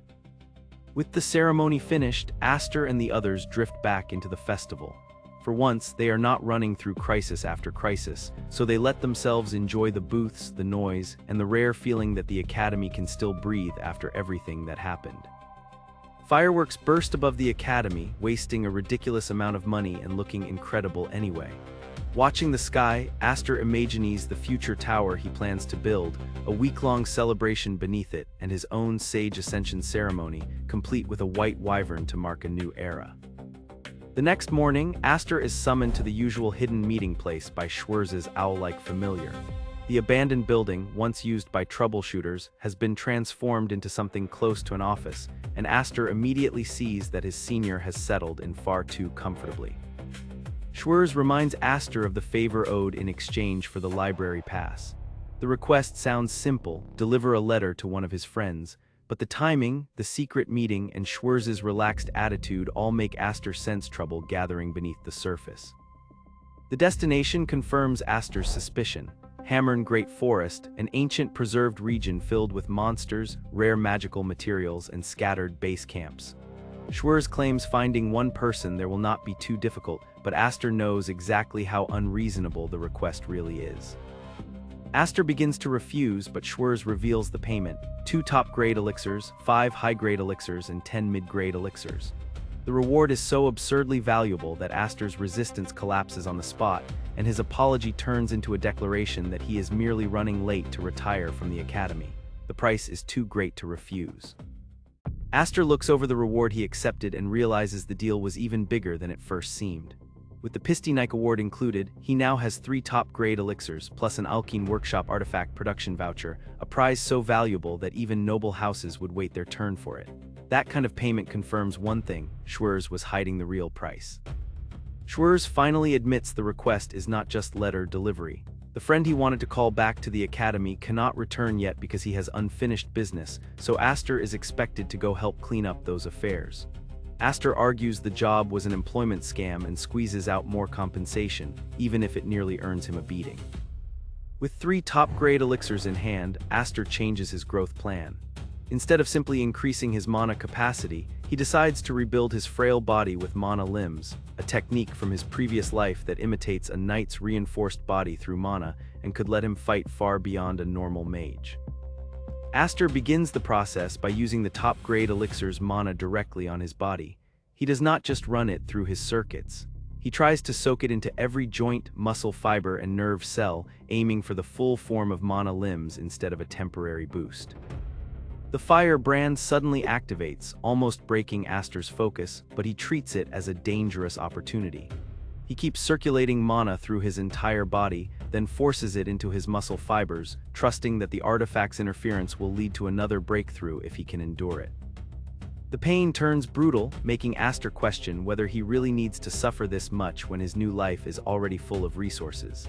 The fire brand answers by pushing the process even harder, driving mana into his bones before the muscle work is finished and forcing him through the transformation. When Aster wakes from the ordeal, the mana limbs have succeeded beyond his expectations. His body still cannot fully support the output, but his reinforced flesh already feels strong enough to stand against a knight's physical foundation, and once he matures and trains properly, a mage who beats knights with his fists no longer feels impossible. Testing his body reveals an unexpected bonus. His injuries recover far faster than they should. The regeneration is beyond what he had in his previous life, and when paired with the secret tome of healing light from Henzi, it could put him near Damien's legendary healing potential. Aster then senses faint, familiar mana coming from droplets of his own blood. Curious, Aster tests a light emission spell through the blood droplet and discovers something that breaks common magical logic. The spell activates through his will, but its center is the blood, not his own body, creating a new combat possibility built around casting from an unexpected point. Aster names the discovery blood magic and quickly sees how dangerous it could become with more blood volume, collision formulas, and the Blando family's proliferation formula. He considers asking Henzi, then rejects the idea of dealing with that madman and decides Lancey's upcoming visit may be the better opening. Lancey arrives to check on Damien and Aster before regular classes resume, but her real message is from Lady Gamo. Damien's proposal for the Blandor Inner Lake and statue was properly written, yet denied. Then Lancey reveals the path forward. If Damien places within the top 16 overall in the Academy's midterm evaluation, Gamo will reconsider. Damien panics, but Lancey turns to his friends with a reward from the Blandor family if they help him. Chenbai and Aster both understand what that means, and Aster accepts because the proliferation formula may now be within reach. The time of patience and suffering has arrived, and Damien's next impossible trial is about to begin. Damien's study project immediately turns into a disaster. Chenbai asks how much he understands about the basic magic subjects, only for Damien to ask what those subjects even are. His notes are barely useful, his textbooks are missing, and the only bright spot is that he claims he submitted every assignment on time. Aster checks the assignments and finds Damien has filled them with strange scribbles tied to his statue proposal instead of proper magic work. The cultural and history subjects are still manageable thanks to his family education, but the magic classes are a wreck, and Aster doubts he can teach Damien without losing his patience. Just as the group's hope sinks, Furion steps in after overhearing their conversation. He offers help, and when Chenbai hesitates, he reveals a precious compilation of recent academy exams, professor tendencies, common question themes, and class emphasis points, exactly the kind of material Damien needs to survive the midterms. Aster dislikes how prepared Furion is, especially after what happened in the trial corridor, but the materials are too valuable to reject. Furion sets one condition. After the midterm evaluation, Aster must help with a combat matter using his fighting experience. Aster accepts, realizing his patience will not be tested much longer. Aster is ready to head straight to the training room, but Furion clarifies that the help is not for him. He leads Aster out into the city of Haze, through several alleyways, while Aster grows more irritated with every turn and quietly struggles not to smack him. Furion brings Aster to a private training center where Dahlia Dedinai is waiting. The location shows money, privacy, and serious preparation, but Dahlia refuses to rely on her family's influence. Instead, she wants Aster involved because of the way he handled Dalemp in close combat. Aster proposes a clean trade. He will train Dahlia through the exam period, and Furion will serve as the substitute target while Aster is busy giving Damien private lessons. Furion protests, but Aster reminds him that the study materials only covered one debt, not what he did to Chenbai in the trial corridor.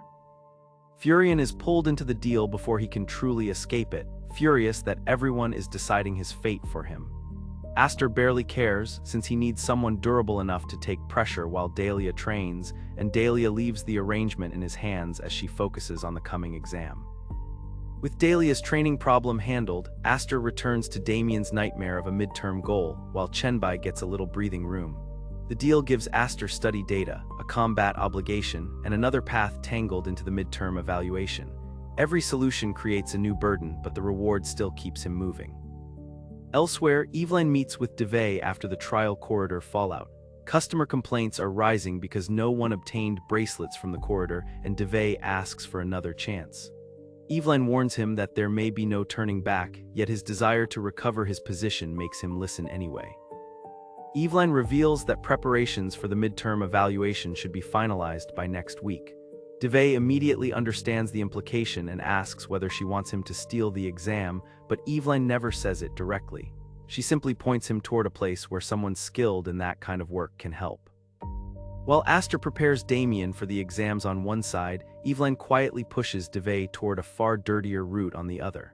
The midterm evaluation is no longer just Damien's trial. It is becoming a battlefield of study guides, private training, hidden schemes, and stolen answers waiting to explode.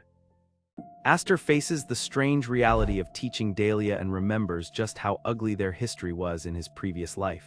Their old clashes ran deep, but emotion is not the only thing that matters. If Dahlia's future strength once helped pressure Declan, then raising her earlier could become a profitable move. Aster decides that Dahlia's training can serve two purposes at once: help her grow and give him a perfectly justified chance to make her suffer through real combat practice. When she asks to learn the movement he used against Exter, he shuts that down and tells her she needs a method that fits her own body. His first lesson is brutally simple. Rank, theory, and titles do not decide a one-on-one fight. The winner is the one who lands the decisive first strike. Dahlia is stunned by the lesson, but Aster treats it as the foundation of survival.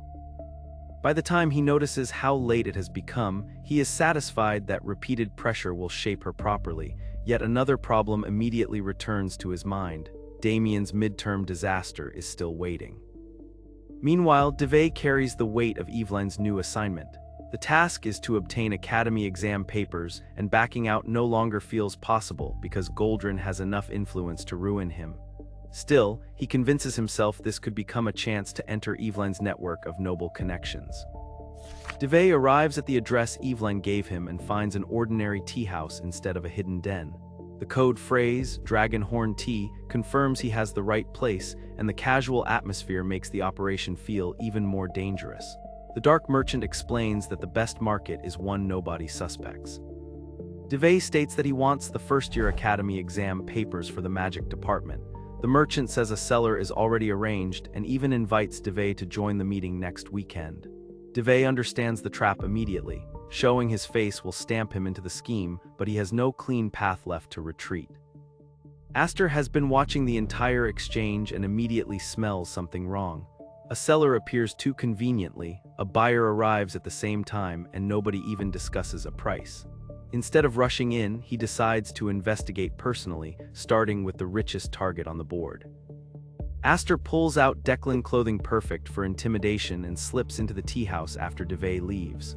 The dark merchant thinks the job is nearly finished and is already planning to leave Hayes after the exam paper deal, only to realize a strange customer has appeared without warning. The merchant's act collapses when he recognizes the Declan emblem and ruby jade insignia. Aster, disguised as an elite Declan mage, cuts through the nonsense and asks about a subspace pouch, making the merchant panic over rumors tied to Callahan's missing item. The disguise gives Aster instant leverage. When he shifts the topic to the boy who came earlier, the merchant hesitates, but Aster's pressure makes every excuse feel dangerous. The merchant realizes this is no ordinary mage and decides that revealing the exam paper scheme is safer than protecting a client. Aster demands every detail and orders the merchant to explain while leading him to the warehouse. The merchant tries to resist, but the threat of hidden secrets breaks him.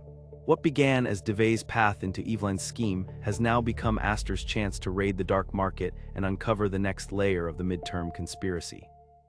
Aster forces the dark merchant to confess under the weight of his Declan disguise. The job involving Daibi came from Evelyn, daughter of the Goldrin Trading Company, and the merchant believes she is building an academy market for exam papers. Aster remembers her flawless public image and feels his stomach twist at the hypocrisy. The warehouse is packed with useful goods, and Aster decides that checking it personally is not enough. Since he is pretending to act in Declan's name, he demands 2 subspace pouches and takes the suspicious items for family verification. The merchant can only curse after realizing he has been robbed by fear, reputation, and Aster's nerve.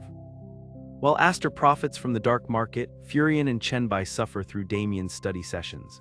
Damien is brilliant, but his logic bends common sense until formulas that should fail somehow work in his hands. Every explanation turns into another headache, and Furion starts wondering if Aster is also corrupting Dahlia somewhere else. A week passes and Damien finally solves a full set of basic practice problems correctly. Furion and Chenbai can hardly believe it after all the frustration, while Damien celebrates as if his dream project is already within reach. The result is only basic, but for Damien, it proves the impossible project may actually work. Aster, meanwhile, is far from the academy, tracking Daibi through Haze with a recording crystal in hand. He already watched Daibi meet the seller and obtain the academy exam papers, but he holds back from interfering because the papers are not the only target. If there are buyers, Aster wants them exposed too. Daibi delivers the stolen exam papers to Evelyn's side, and the contents are confirmed as genuine: 4 major magic subjects, 2 general education courses, and practical evaluation methods for the first-year basic class. Evelyn rewards him with continued opportunities and support for the Pingrove Trading Company, making Daibi believe his future is secured. The moment Daibi leaves, Evelyn's mask drops. She calls him a fool, and her subordinate confirms that every job tied to her will soon be shifted under Daibi and Pingrove's name. Aster witnesses the truth. Evelyn is not just using Daibi as a courier, but as a shield to carry the blame. Aster records everything, but decides exposing her immediately would waste a valuable card. He needs to ruin the operation, protect the evidence, and guide Evelyn away from repeating this scheme. For once, simple violence will not solve the problem, so he starts thinking like a troubleshooter instead of a wrecking ball. Aster finds the answer in deception. Using Evelyn's documents as a model, he copies her handwriting and prepares a forged message with her seal. His old skills are still sharp, and he is absurdly proud of himself as he creates a trap that will make Evelyn look like the very person who exposed the cheating. To Aster, this is not sabotage but moral education. He convinces himself that Evelyn is already becoming good because he has kindly arranged the path for her. Somewhere else, Dahlia continues absorbing his lesson that the fastest unconscious spell wins the first strike, proving that every front of the midterm battle is now moving at once. The midterm exams finally end, and the academy erupts into nervous chatter as students compare answers. Demon von Haramir acts smug about doing well despite barely studying, and Evelyn quietly takes it as proof that her first transaction worked. To her, the leaked exam questions have already begun turning into profitable connections. Evelyn reviews the value of the deal with Demanen. His family controls major grain warehouses, and securing priority in that trade is a huge win. She has 4 deals running at once, and each one is meant to build Goldrin's influence. But before she can enjoy the victory, Daibi and Demanin are suddenly summoned. The next morning, every first-year basic class student is called to the Grand Hall for an emergency meeting. Rumors of a massive cheating scandal spread fast. Evelyn stays calm on the surface, convinced she left no trace, but her thoughts race as she wonders whether Daibi or someone else made a mistake. The Academy confirms the scandal. Daibi and 4 accomplices are expelled, and compensation will be demanded. Then the announcement takes a bizarre turn. The faculty admits that a student uncovered the scheme, and the person being honored for courage and justice is none other than Evelyn Deplanche. Evelyn freezes as applause explodes around her. Everyone believes she exposed the cheating ring, while she desperately insists she had nothing to do with it. The more she denies it, the more the Academy reads it as modesty, and Aster watches the disaster with pure satisfaction, seeing his forced reform as righteous guidance. A week passes after Evelyn's public reform, and the rankings are finally posted. At first, Damien appears in 18th place, crushing Chenbai and Damien's excitement. Then Aster points out the mistake. Demanin is still listed above him even though he was expelled, meaning Damien's true rank is 16th. Damien erupts in victory because 16th place means the impossible model student project has succeeded. Aster is delighted for a different reason. He can finally collect the reward he really wanted, the multiplication formula, while Chenbai starts wondering if he might actually have a gift for teaching.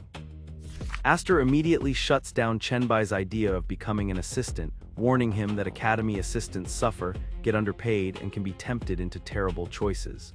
When Chenbai admits teaching seems rewarding, Aster gives him a bigger dream instead: become an archmage powerful enough to take disciples on his own terms. Aster frames the advice as encouragement, but his real motive is obvious. Chenbai becoming an archmage would create a far better future investment than wasting away as an assistant. After everything Chenbai did for Damien, Aster insists he should dream far bigger and repay that favor with interest. Elsewhere in Haze, 2 dangerous men meet in a grim bar. Kellogg trades sharp words with a pale mage who asks for help, and the mood turns serious when he reveals why. Ancient ruins have been discovered in the forest of Hamelin. The request immediately points toward a difficult journey, and the mention of Hamelin makes the problem even heavier. While Aster celebrates Damien's success and prepares to claim his reward, another force is already moving toward the same forest tied to Schwerz's earlier mission. The next conflict is waiting in the ruins. A few days later, Aster and Chenbai meet Lancy to receive their reward, and the offer is bigger than expected. Lancy agrees to hand over a high-tier multiplication formula, then quietly reveals that Blando knows about Chenbai's family troubles and can solve them if he accepts their support. Chenbai refuses the easy rescue, not because he is proud, but because he wants his friendship with Damien to stay pure. Instead of turning that bond into debt, he asks for a chance to study magic at House Blandor someday, just enough to broaden his world. Lady Gamo hears about Chenbai's answer and decides his heart deserves more than a small favor. Blandor publicly declares itself Chenbai's patron house, shocking him in front of everyone and turning his quiet request into a life-changing shield for his family and future. With the midterm evaluation settled, the Academy shifts straight into interpersonal combat preparation.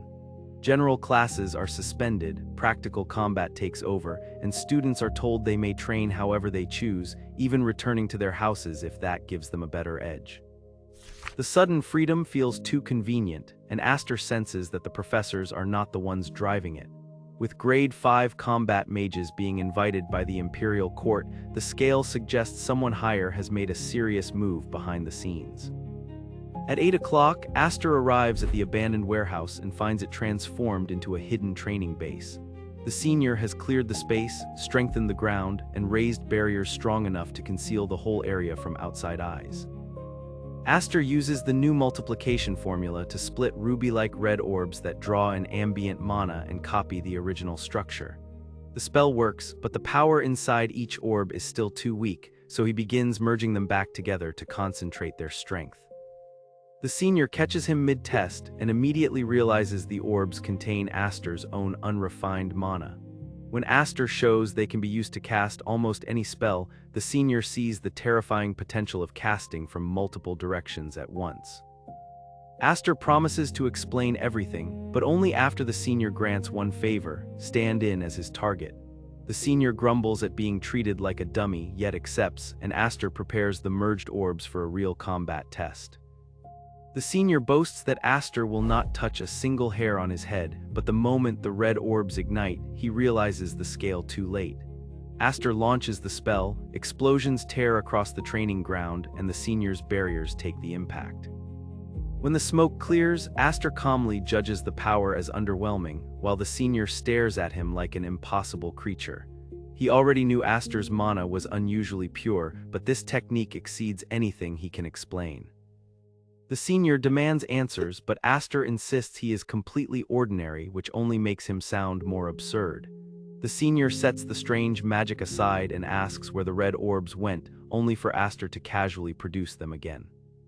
Before the conversation can settle, Aster asks why he was summoned. The senior's mood turns grave as he brings up the great forest and hands over something that must be seen before any explanation can continue. Whatever is inside that object leaves Aster stunned, and the next danger is already waiting beyond the academy. The Great Forest of Hammern has always been a place humans barely survive, a wild land where only elite mercenaries can operate. Yet even those veterans are trembling now, because the creatures moving through the trees are not normal monsters, but soul-driven horrors tied to something ancient. The senior explains that these beings are not ordinary restless bodies. They move through souls, which means something sealed beneath the great forest has awakened. Ancient ruins are involved, and at the center is a destroyer, one of the most impure beings ever named. The situation is already urgent, but the senior has no disciple who can leave immediately. He gives Aster a choice with no extra reward attached: go to the great forest within 2 days or refuse and keep what he has already received as a gift. Aster accepts without bargaining because the senior is worried for a friend who will not retreat.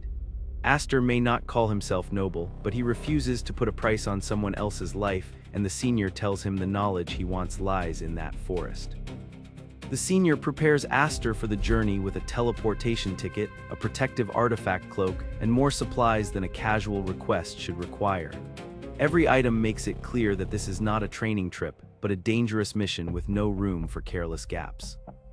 He also gives Aster the Sackwall mark, a symbol meant to keep the senior's friend from losing track of him if Aster hides his identity.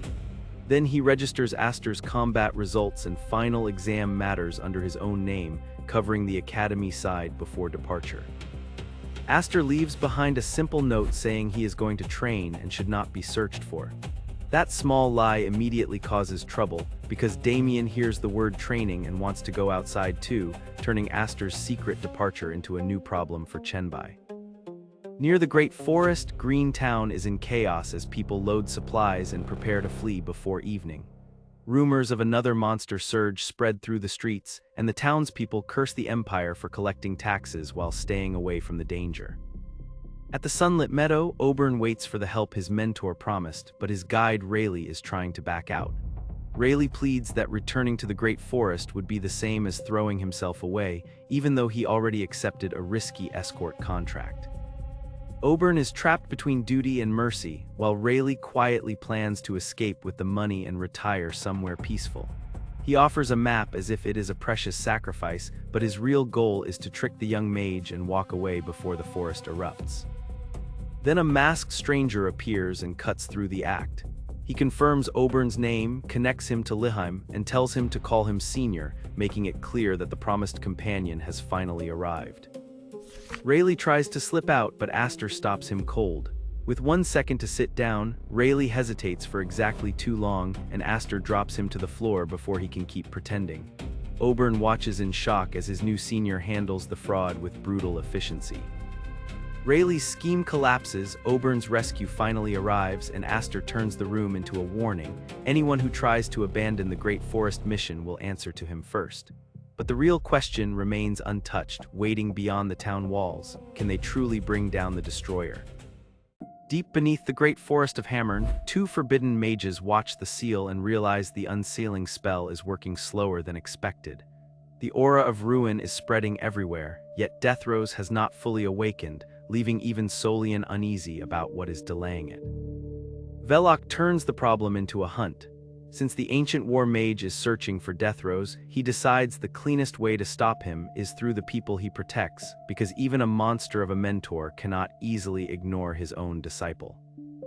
Meanwhile, Oberon watches Aster with growing awe as their party prepares to enter the forest. Aster is close to his own age, yet he handles every crisis effortlessly, carries the name New Moon, and makes even Rayleigh's excuses look painfully obvious. Rayleigh refuses to hand over his pack, claiming the supplies must stay close for emergencies, but Aster immediately sees the truth. The guide is still looking for a chance to run, yet the great forest is too dangerous to let that hope matter for long. The journey barely begins before danger bursts from the trees. Hammer and orcs appear far outside their usual range, moving with terrifying speed, and Oberon freezes as he tries to prepare a defense against enemies that should never be this close to Green Town. Aster calmly calls Oberon Jr., then wipes away the threat before the panic can spread. When the dust settles, Oberon asks to borrow subspace storage, and the guide's view of Aster shifts from suspicious stranger to terrifyingly reliable force. The forest keeps proving that something is wrong.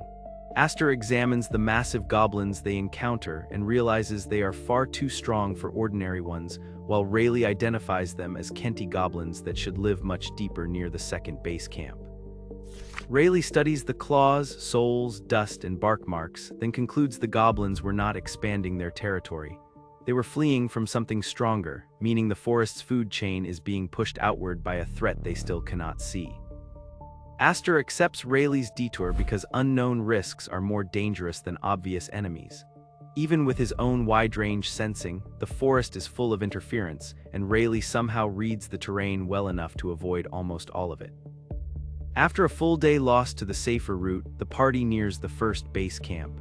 Rayleigh points toward the swamp ahead and says that once they cross it, they will finally reach their next foothold inside Hammern. Rayleigh scouts ahead while Oberon and Aster rest, but the delay weighs heavily on Oberon. The monster surge is coming soon, and he blames himself for every lost hour, believing that if he had trained harder, death throes might already have been stopped. Aster gives Oberon almost no sympathy, brushing off the sudden confession with blunt irritation. Yet beneath the dry response, the pressure is real. The forest is shifting, time is shrinking, and the group cannot afford another obstacle.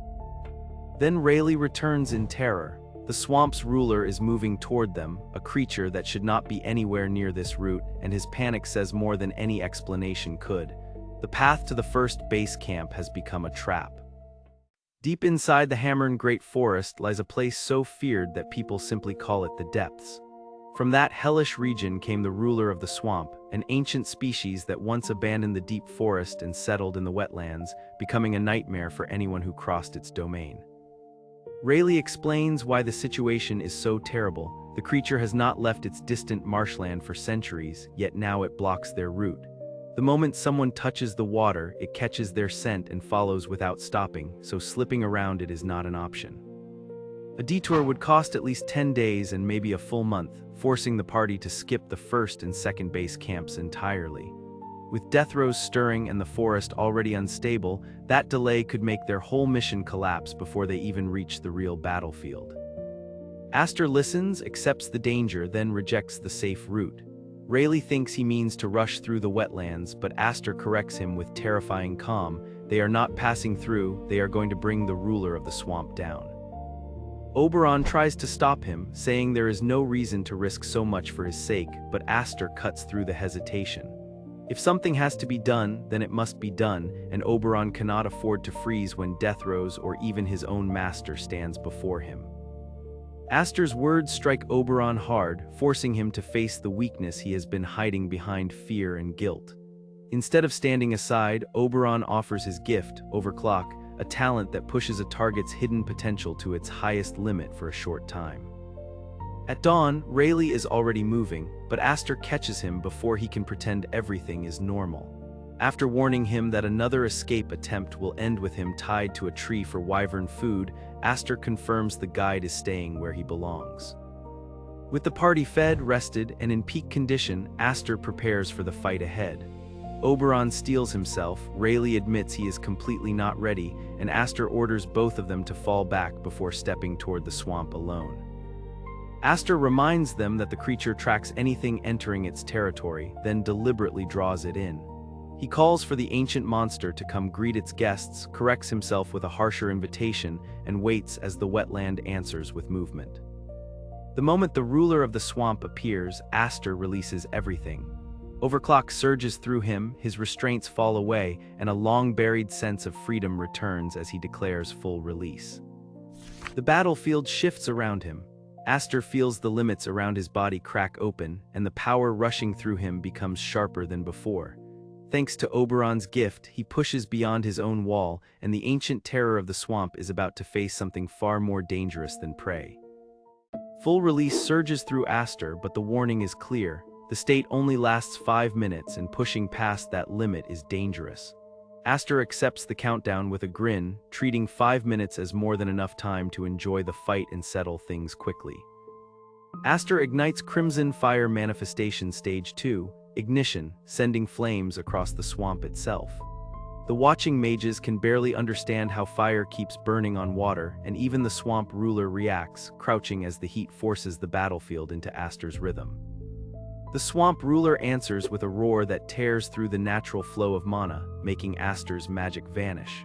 Rayleigh shouts another warning too late. 3 seconds of eye contact with the beast can freeze a mage's mana, turning one mistake into instant collapse. Rayleigh finally understands the full nightmare in front of them. The swamp ruler's shriek disrupts mana, its gaze locks down magic, and its thick hide can repel even a knight's ether. Running would be safer, but Aster feels like a gamble worth taking.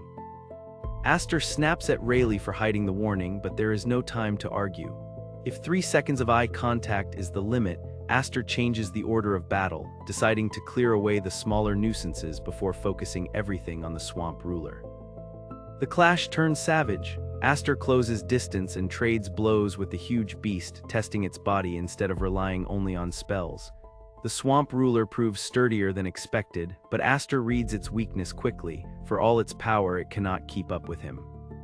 Aster mocks the creature's speed and prepares something special. Since the swamp ruler managed to entertain him, he decides to reveal a technique meant for far greater opposition, gathering force for a single overwhelming strike called explosive annihilation. The attack detonates with terrifying force, swallowing the battlefield in a violent burst. When the blast settles, Aster is disappointed instead of satisfied. The swamp ruler was strong, but not strong enough to push him all the way to his limit. Aster thinks back to the opponent he faced in the past and wonders what expression that man would have made if he had seen explosive annihilation at full force.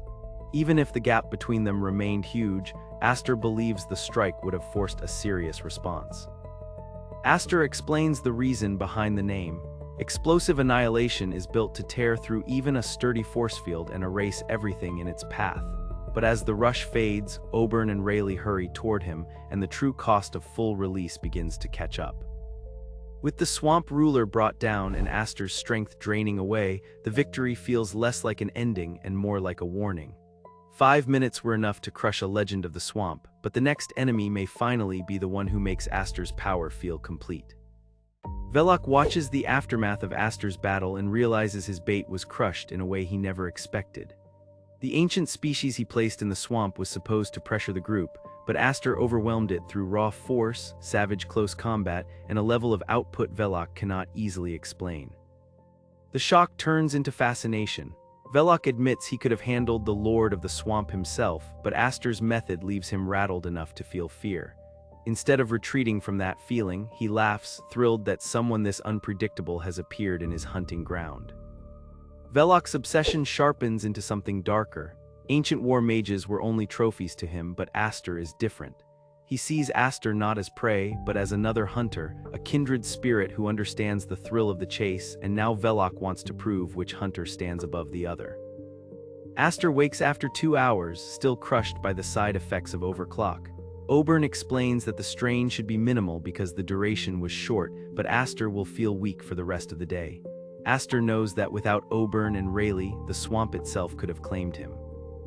Rayleigh returns after checking the Lord of the Swamp's remains, hoping to find anything valuable. Aster lets him take the materials as payment for staying alive and even lends him a subspace pouch, while Oberon mistakes the decision for noble generosity instead of practical indifference. Aster sees the truth behind the so-called treasure. The Lord of the Swamp's fur and hide are famous for blocking ether, but now the materials have lost the power that made them priceless. A cheap skinning knife cuts through them easily, proving Rayleigh's jackpot is mostly worthless. Even though they are behind schedule, Aster refuses to rest another day. The group pushes on and finally reaches Base Camp 1, a dark camp where fires stay unlit at dusk so monsters are not drawn in by the light. Rayleigh explains that the base camp keeper is the mercenary group that owns the place, taking a cut from anyone who stays there. He calls them glorified bandits, only for the camp's chief to appear right behind him, making Rayleigh panic on the spot. The chief of Base Camp 1, Fixer of Aniot, greets the group with a hard stare and a handshake. Aster mistakes the gesture for a strength contest and nearly crushes his hand, leaving the older mercenary stunned, irritated, and immediately aware he is dealing with someone abnormal. Fixer reveals he knows the group is heading back to Base Camp 4 because Rayleigh had talked too much during his previous visit. He even knows Rayleigh once planned to scam a naive mage, turning the Pathfinder pale while Aster cuts straight to the point. Fixer lays out his proposition: take his mercenaries with them to Base Camp 4. The camp chiefs have their own ways of sharing information, and he understands that if Base Camp 4 falls, Base Camp 1 will be next. To him, joining the fight is not bravery, it is survival. Aster considers the request useful because more allies mean more hands for the coming disaster. Before he can agree, Oberon flatly refuses, shocking everyone in the room. The argument ignites instantly, and Fixer's fury promises that the path to Base Camp 4 will be contested before it even begins.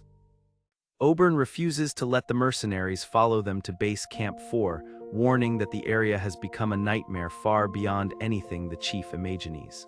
To him, bringing the first base camp fighters along would be throwing them into a hopeless mission. The chief fires back with wounded pride. He may look like a lowly sellsword to a mage, but he has lived by his sword, protected his home, and drawn lines he will never cross. He asks why Oberon gets to defend their home while he is denied that same right. Oberon has no answer strong enough to stop him. The chief expected better from Rehaim's disciple, then dismisses the argument and leaves the group to rest. Aster watches the stubborn emotions settle over the room, more annoyed than moved, while everyone quietly splits off for the night. After a short rest, Aster's body feels lighter and he slips out while the camp is quiet.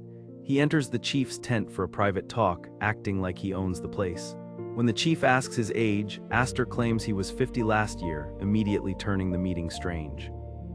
Aster sees through the chief at once. He knows the man is still planning to reach Base Camp 4, no matter what Oberon said, so he cuts past pride and offers the obvious answer: travel together. When the chief questions who leads the group, Aster calls Oberon a figurehead and takes control himself. Aster admits he understands the chief better than Oberon does. The ether the chief released proves he is stronger than an ordinary mercenary, and Aster bluntly says he wants to use the chief's men as shields. The chief accepts the ugly truth, but only if the younger mercenaries get an escape route. The chief explains his real condition. Only the veterans will head toward Base Camp 4, while the younger ones must leave the Hammern Great Forest safely.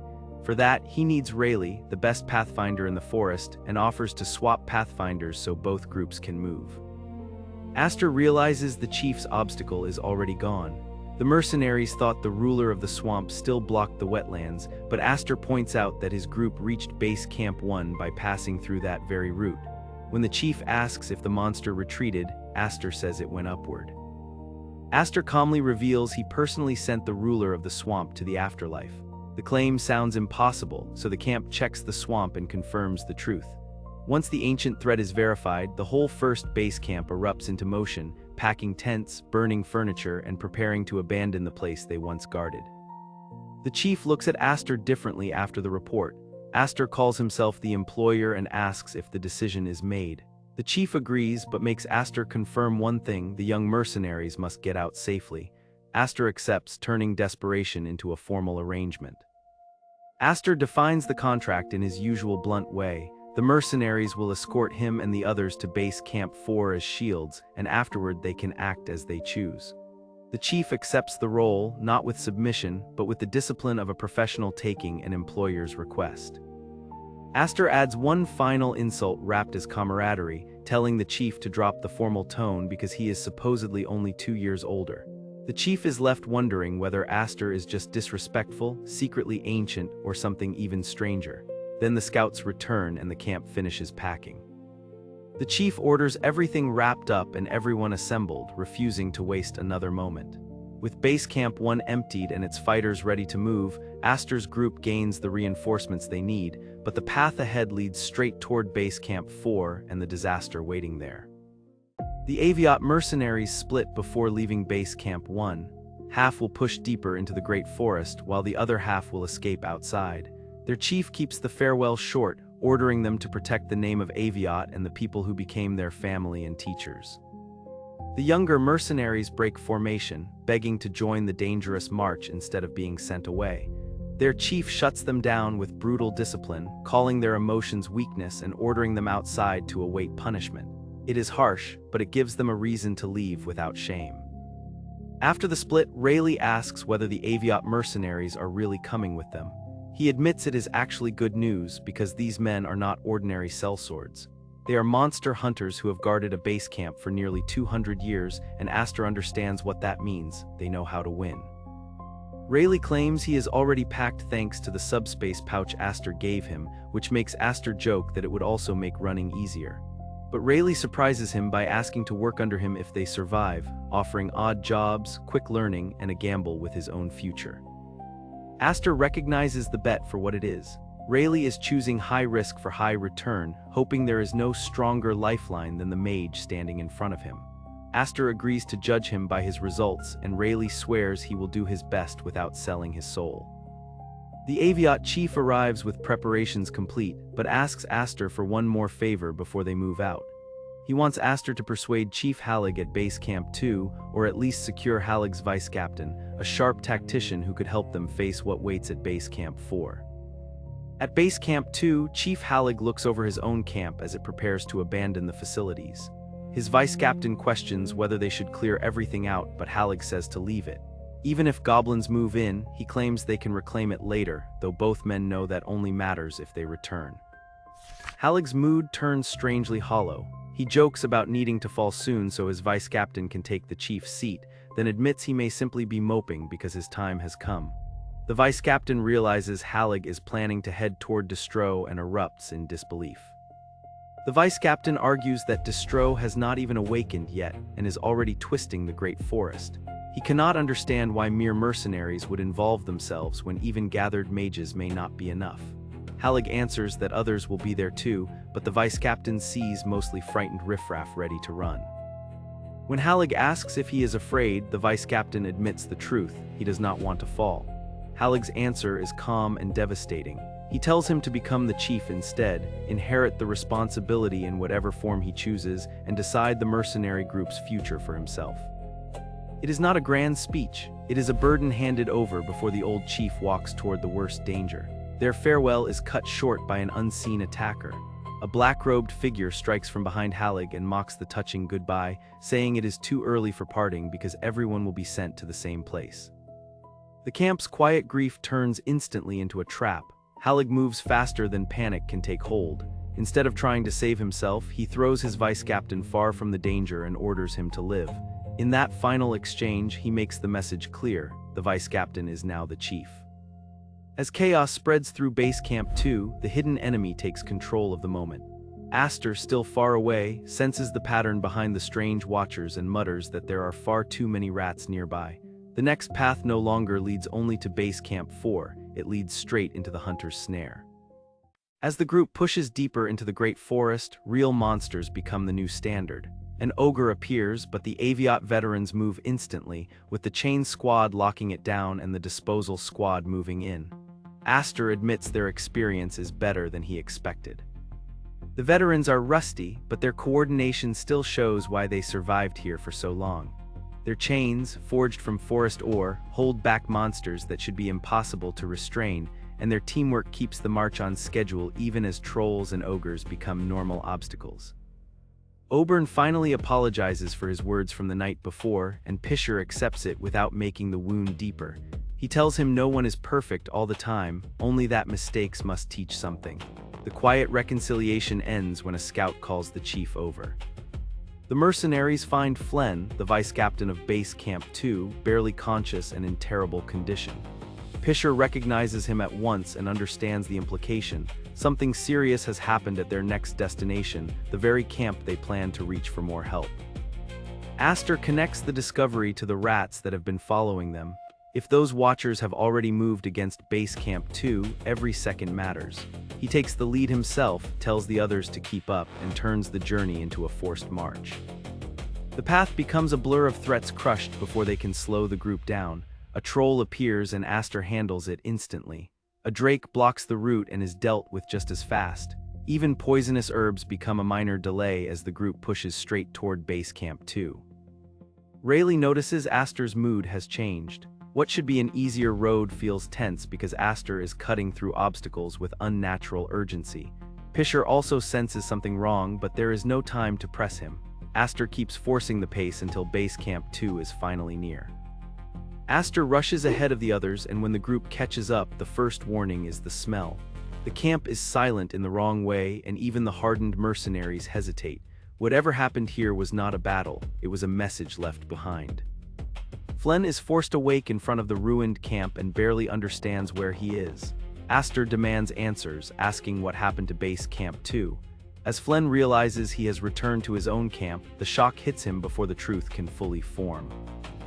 Pisher questions Aster's choice to wake Flen in front of the aftermath, calling it cruel.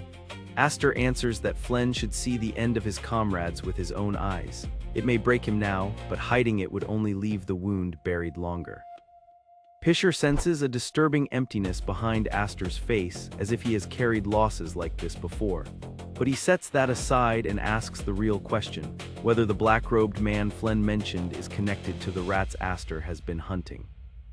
Aster confirms it is all connected. The enemy did not just attack Base Camp 2, they left a blatant invitation. Their arrogance turns the tragedy into bait, and Aster decides to play along. The hunter behind the rats has finally shown his hand, and Aster is ready to answer in kind. If you enjoyed the recap, subscribe, leave a like, and comment the next manhwa you want to see here.